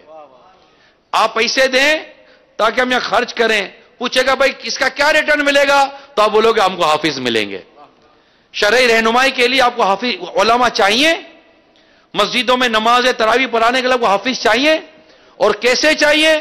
خوف خدا والے، عشق رسول والے، مدینہ مدینہ کرنے والے، مکہ مکہ کرنے والے، بغداد بغداد کرنے والے، خواجہ خواجہ کرنے والے، گوسپا گوسپا کرنے والے، آقا آقا کرنے والے، اور آقا کا میلاد منانے والے، 26 منانے والے، 25 منانے والے، 12 منانے والے، 6 رجب کو چھٹی منانے والے، ایسے علماء اور ایسے حافظ اور ایسے امام اگر آپ کو ملتے ہیں آپ کی مسجدوں میں، تو آپ خود سوچئے کہ آپ نے 25 لوگوں سے، مثال دیتا ہوں 25 لوگوں سے آپ نے جمع کیا، آپ وہ جمع کر کے جب دو گے تو وہ ضرورت نہیں علماء آپ کے پاس ہی آئیں گے یا آپ کے گھر میں آئیں گے یا وہ حافظ صاحب آپ کو پڑھانے کے لیے آئیں گے، تو سوسائٹی کے لیے کر رہے ہیں۔ سوسائٹی کو علماء دینے نہیں دینے، یہ بتائیے، ایمانداری سے بتائیے، علماء کی کمی ہے یا نہیں ہے؟ کتنی کمی ہے؟ یعنی میں کہتا ہوں کہ جتنے ڈاکٹر ہیں نا ہماری سوسائٹی میں، اس سے 100 ٹائم ملٹی پلائی کرے سے زیادہ علماء ہونے چاہیے، نہیں ہے نا؟ آپ میڈیکل یونیورسٹی اور میڈیکل انسٹیٹیوشن میں جا کے دیکھیں، بھری ہوئی ہیں ڈاکٹر بننے کے لیے، ٹھیک ہے، طب بھی ضروری ہے، میڈیکل بھی ضروری ہے، نو ڈاؤٹ، شریعت کے دائرے میں رہ کر طب بھی کرے، میڈیکل بھی کرے، مگر اس سے زیادہ ضروری علماء کا ہونا ہے، علماء کا ہونا ہے۔ ہمارے وہ علماء نہیں ہوں گے تو ہمارے معاشرے کا بنے گا کیا؟ اور بہت کم ہے علماء، بہت کم ہے۔ 40,000 جو میں نے کہا اسلامی بھائی بہنیں، ان میں سب بنے، کتنے بنے، پھر کیا کرے، یہ الگ بات ہے، سٹوری تو بالکل الگ ہے نا، فیچر تو الگ ہو جاتا ہے، لیکن ہماری مسجدیں کیسے بنیں گی، ہمارے علماء بنیں گے، حافظ بنیں گے۔ اب آپ یہ سوچئے کہ آپ کس کام کے لیے جا رہے ہیں چندہ کرنے کے لیے، تاکہ آپ کے ذریعے علماء بڑھیں، آپ کے ذریعے حافظ بڑھیں، آپ کے ذریعے قرآن کی تعلیم بڑھے۔ آج 2700 اگر 2000 مدرسۃ المدینہ ہے تو 27,000 سے 30,000 ہونے چاہیے۔ آپ میں سے کتنے ہیں، میں ایسے پوچھ رہا ہوں سیریسلی، آپ جن علاقوں میں رہ کر ہیں، میں ایسے ہی سمجھے کہ وداؤٹ اینی کوئی پلان نہیں ہے، بات پر بات چلیے میں پوچھ لیتا ہوں، لائیو پوچھ رہا ہوں، مدری چینل والے بھی دیکھیں، مجھے نہیں پتا ریزلٹ کیا نکلے گا مگر میں پوچھ رہا ہوں، سمجھے رسک لے رہا ہوں۔ آپ میں سے کتنے ایسے جو چاہتے ہیں کہ ہمارے علاقے محلے میں مدرسۃ المدینہ کھلے نہیں ہے مگر کھلے ہے نہیں یار ہمارے بچے پڑھیں گے؟ کتنے ایسے کہ جن کو کھولنے کی خواہش ہے؟ کھلنے چاہیے نا یار، کھولو یار، ہمارے بچے کہاں پڑھنے جائیں گے؟ ہے اب ہاتھ اٹھائے دوبارہ، مدی چینل والے بھی دیکھیں، یہ باب المدینہ کی سٹوری ہے، اور اس وقت کم و بیش نہیں تو نہیں کوئی جتنے بھی ہوں گے سینکڑوں ہاتھ اٹھے ہوئے ہیں، سینکڑوں ہاتھ اٹھے ہوئے ہیں، اتنی بڑی تعداد اٹھی ہوئی۔ اگر یہی خالی مدرسہ بنانے بیٹھے ہیں تو اربوں روپے چاہیے نہیں چاہیے بتائیے؟ خالی یہ بنانے بیٹھے، باب المدینہ کا یہ رمضان میلاد ہال کی چھت کے نیچے جو طبقہ بیٹھا ہے، صرف ان کی خواہش پوری کرے نا کہ ان کے بچوں کو چھت مل جائے قرآن اور عالم بننے کے لیے، اس کے لیے بھی اربوں روپے چاہیے، کہاں سے آئیں گے؟ دعوت اسلامی مدرسہ بنا دے گی، دعوت اسلامی مدرسۃ المدینہ جامعۃ المدینہ بنا دے گی، چلا دے گی، پڑھنے کے لیے آپ کے پاس آئے گی کہ آپ اپنے نوجوان بچے دو، دیگر دو، اور یہ جمع بھی ہم کر لیں گے، پیسے تو دینے پڑیں گے نا، آپ کو خرچہ تو چلانا پڑے گا نا، سیلریز تو دینی پڑے گی استادوں کو، یوٹیلیٹیز بل دینے پڑیں گے، پورا 8 سال کے لیے جو پڑھنے کے لیے آتے ہیں ان کو 3 ٹائم کا کھانا ملے گا، ناشتہ، دوپہر کا کھانا، رات کا کھانا، फैसिलेट अलग करना पड़ेगा आपको। बुक्स फ्री दी जाती हैं, जी हां, दरस निजामी में आलिम बनने के लिए बुक्स फ्री दी जाती हैं, खाना फ्री दिया जाता है, हॉस्टल फ्री दिया जाता है, सब कुछ फ्री दिया जाता है, फिर भी पढ़ने के लिए नहीं आते। ये पूरा प्लान है जो हम आपके सामने रख रहे हैं। और कल जब ये सोसाइटी में बनकर निकले तो इनकी इकोनॉमिकली और फाइनेंशियली पोजीशन को स्ट्रांग करना है, ये दूसरा प्लान है, ये दूसरा समझे मदनी मंसूबा है कि जब आप बताइए, जब आपको पता हो कि मेरा बेटा आलिम बनेगा, आलिम बनने के बाद 50,000 70,000 रुपए लाख रुपए की इसकी जॉब लग जाएगी और इसका ये हो जाएगा, आपको क्या पड़ी थी इसको कॉलेज यूनिवर्सिटी भेजने की? आपको कौन से कॉलेज यूनिवर्सिटी से मोहब्बत है भाई? बेटा पढ़ता है क्या? ये हमको भी नहीं आता बेटा क्या पढ़ रहा है। हमने आज तक बेटे की किताबें खोलकर नहीं देखी, बेटे की बैग खोलकर नहीं देगा कि तो आपका सिलेबस क्या, कभी इंटरेस्ट ही नहीं है मां बाप को नॉर्मली। लेकिन पढ़ा क्यों रहे? Just one reason, earning. Just one reason, earning, पैसा। बेटा आमदनी का है, कंप्यूटर साइंस में आमदनी ज्यादा है उधर चले जाओ, मेडिकल में आमदनी ज्यादा है उधर चले जाओ, इंजीनियरिंग में आमदनी ज्यादा है उधर चले जाओ, सिविल इंजीनियर बनने उधर चले जाओ, ये बनने इधर चले जाओ। ये है नॉर्मली, जनरल बात कर रहा हूं, हर कोई हो सकता है ये सोच ना रखता हो। लेकिन जब आप दीनी मामले में आलिम और हाफिज के लिए वो कैटेगरी ले आएंगे जो वाकई कैटेगरी हमारे मार्केट में, हमारी सोसाइटी में अगर एग्जिस्ट कर गई, आपके मेरे सारे बच्चे इंशाअल्लाह ताला आलिम और हाफिज बनेंगे, मस्जिदें संभालेंगे, अल्लाह की रहम। आप तसव्वुर करें वो माहौल कैसा होगा। आपका बेटा मस्जिद में इमाम है, घर वाले पूछेंगे कहां जा रहे हो? बेटे के पीछे नमाज पढ़ने जा रहा हूं। और पीछे खड़े होकर क्या बोलोगे? पीछे बेटे के लाए, पीछे इस इमाम के, पीछे बेटे के नहीं बोलोगे। नमाज ये नियत तो इमाम के पीछे कर रही है ना, बेटे के पीछे थोड़ी नियत करोगे आप। एक समझाने के लिए खुशतबई के तौर पर भी अर्ज कर रहा हूं। खैर, ताउन कीजिए दावत इस्लामी के साथ और अपने टेलीथॉन में हिस्सा मिलाइए। और बहुत अच्छी बात की हमारे इस्लामी भाई ने कि आप अपने यहां बना लीजिए। माशाल्लाह हमारे चावल की बहुत बड़ी मंडी जोरिया बाजार भरा हुआ है, बहुत बड़ी मार्केट है जोरिया बाजार की। अगर ये एसोसिएशन है, ये ग्रुप, ये छोटी जो भी चीजें ये मिलकर भी करे ना कि हमने मतलब कि ये यार 25,000 यूनिट हमारी मार्केट की तरफ से, तो 26,000 यूनिट हमारी मार्केट की तरफ से, 30,000 यूनिट हमारी मार्केट की तरफ से, तो यूं मिलकर करे तो शायद बाबुल मदीना 3,13,000 यूनिट कर देगा यार। है अगर ताजिर कम्युनिटी सवाब की नीयत से, सवाब के लिए कि अल्लाह ताला के हुजूर हमें सवाब लेना है और इस बड़े काम में मैंने अपना हिस्सा मिलाना है। अगर आप एक हफ्ता है, ओनली 7 डेज आपके लिए है, 7 दिनों में आप हलचल मचा दो, इंशाअल्लाह ताला हो सकता है बाबुल मदीना से ही, कराची से 3,13,000 यूनिट जमा हो जाए। क्यों नहीं? पॉसिबिलिटी नजर आती है। देखो अगर सिर्फ आप क्लॉथ मार्केट चले जाए, खाली इस एरिया में जाए ना, पीछे पीछे जहां मैं जहां बैठा हूं, मेरे से अगर ये दाएं इधर से होकर जो पीछे चले जाएं समुंदर तक और फिर वापस आ जाए ना, तो शायद 12 लाख यूनिट लेकर आ जाओगे आप। इतनी बड़ी मार्केट है, कोचनवाला मार्केट है, क्लॉथ मार्केट है, इकबाल क्लॉथ मार्केट है, कितनी मार्केट है, बोल्टन मार्केट है, फिर वो पता नहीं क्या क्या मार्केट है। सदर में जाएं तो इतनी मार्केटें हैं, सोन की मार्केट है, ज्वेलरी की मार्केट, पता नहीं क्या क्या मार्केट है। फैक्ट्री ओनर अलग हैं, ये सब अलग हैं। वाकई ऐसे भी लोग हैं हमारे पास जो इनको 12,000 यूनिट देना भी कोई मसला नहीं है। अच्छा, अब इसमें अगर कोई ज़कात देना चाहता है ना, तो कह कर दे कि ये ज़कात है, ताकि ये ज़कात के अकाउंट में जमा हो जाए। और जो सदका वाजिबा देना चाहता है तो वो भी कह कर दे कि ये सदका वाजिबा है, ताकि ये अलग हो जाए, और जो नफली है वो अलग हो। ये अकाउंट नंबर हमारे चल रहे हैं, सदकात वाजिबा और ज़कात के अलग है और नफली अलग है। तो ये कह कर देंगे तो इंशाअल्लाह इससे बेहतर होगा। अल्लाह अमल करने की तौफीक अता करे। आमीन बिजाहिन नबील अमीन सल्लल्लाहु तआला अलैहि वसल्लम। सल्लु अलल हबीब सल्लल्लाहु तआला अला मुहम्मद सल्लल्लाहु अलैहि वसल्लम। मेरे मीठे और प्यारे इस्लामी भाइयों, अल्हम्दुलिल्लाह हम मुसलमान हैं और मुसलमान का सबसे कीमती सरमाया यह हमारा ईमान हुआ करता है। आज हमारी यहां पर बिजनेस कम्युनिटी मौजूद है।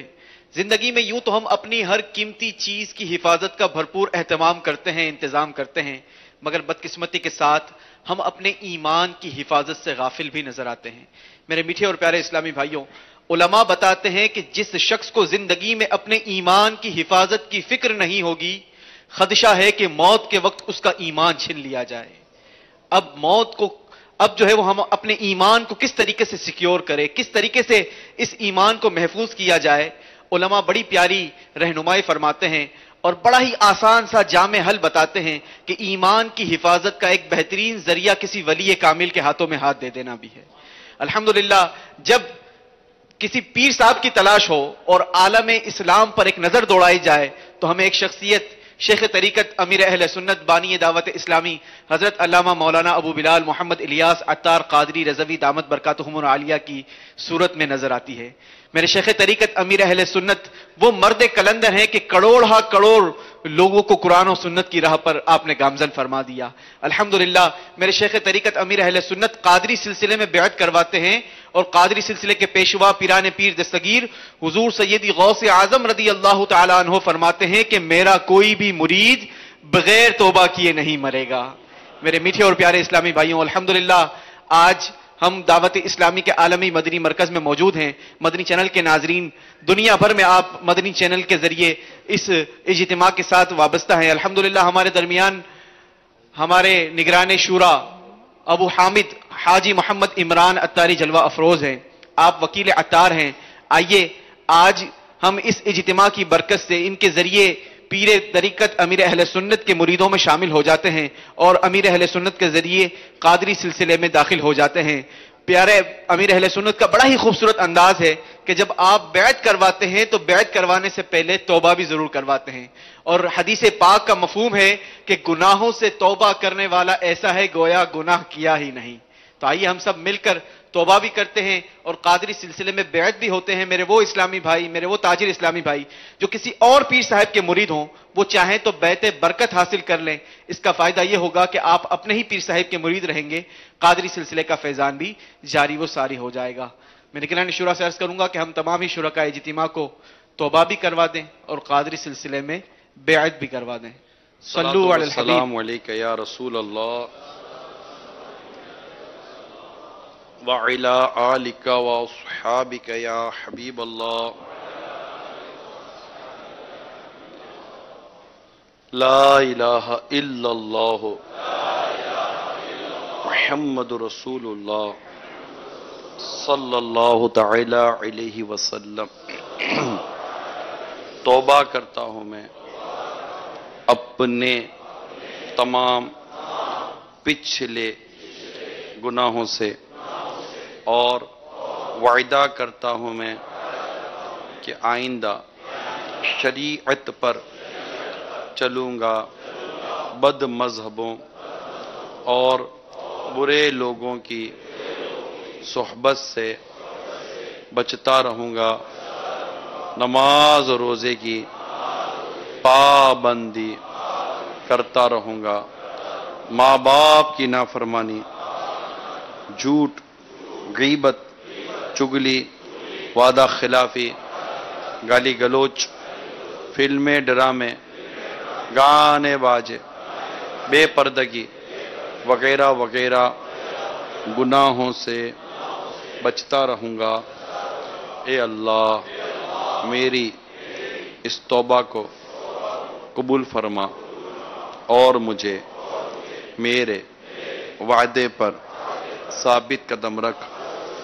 مرید ہوتا ہوں میں خاندان عالی شان قادریہ، رضویہ، عطاریہ میں نے اپنا ہاتھ آپ کے ذریعے سے شیخ طریقت امیر اہل سنت کے ہاتھ میں دیا، اور ان کے ذریعے میں نے اپنا ہاتھ سرکار بغداد حضور غوث پاک رضی اللہ تعالی عنہ کے ہاتھ میں دیا۔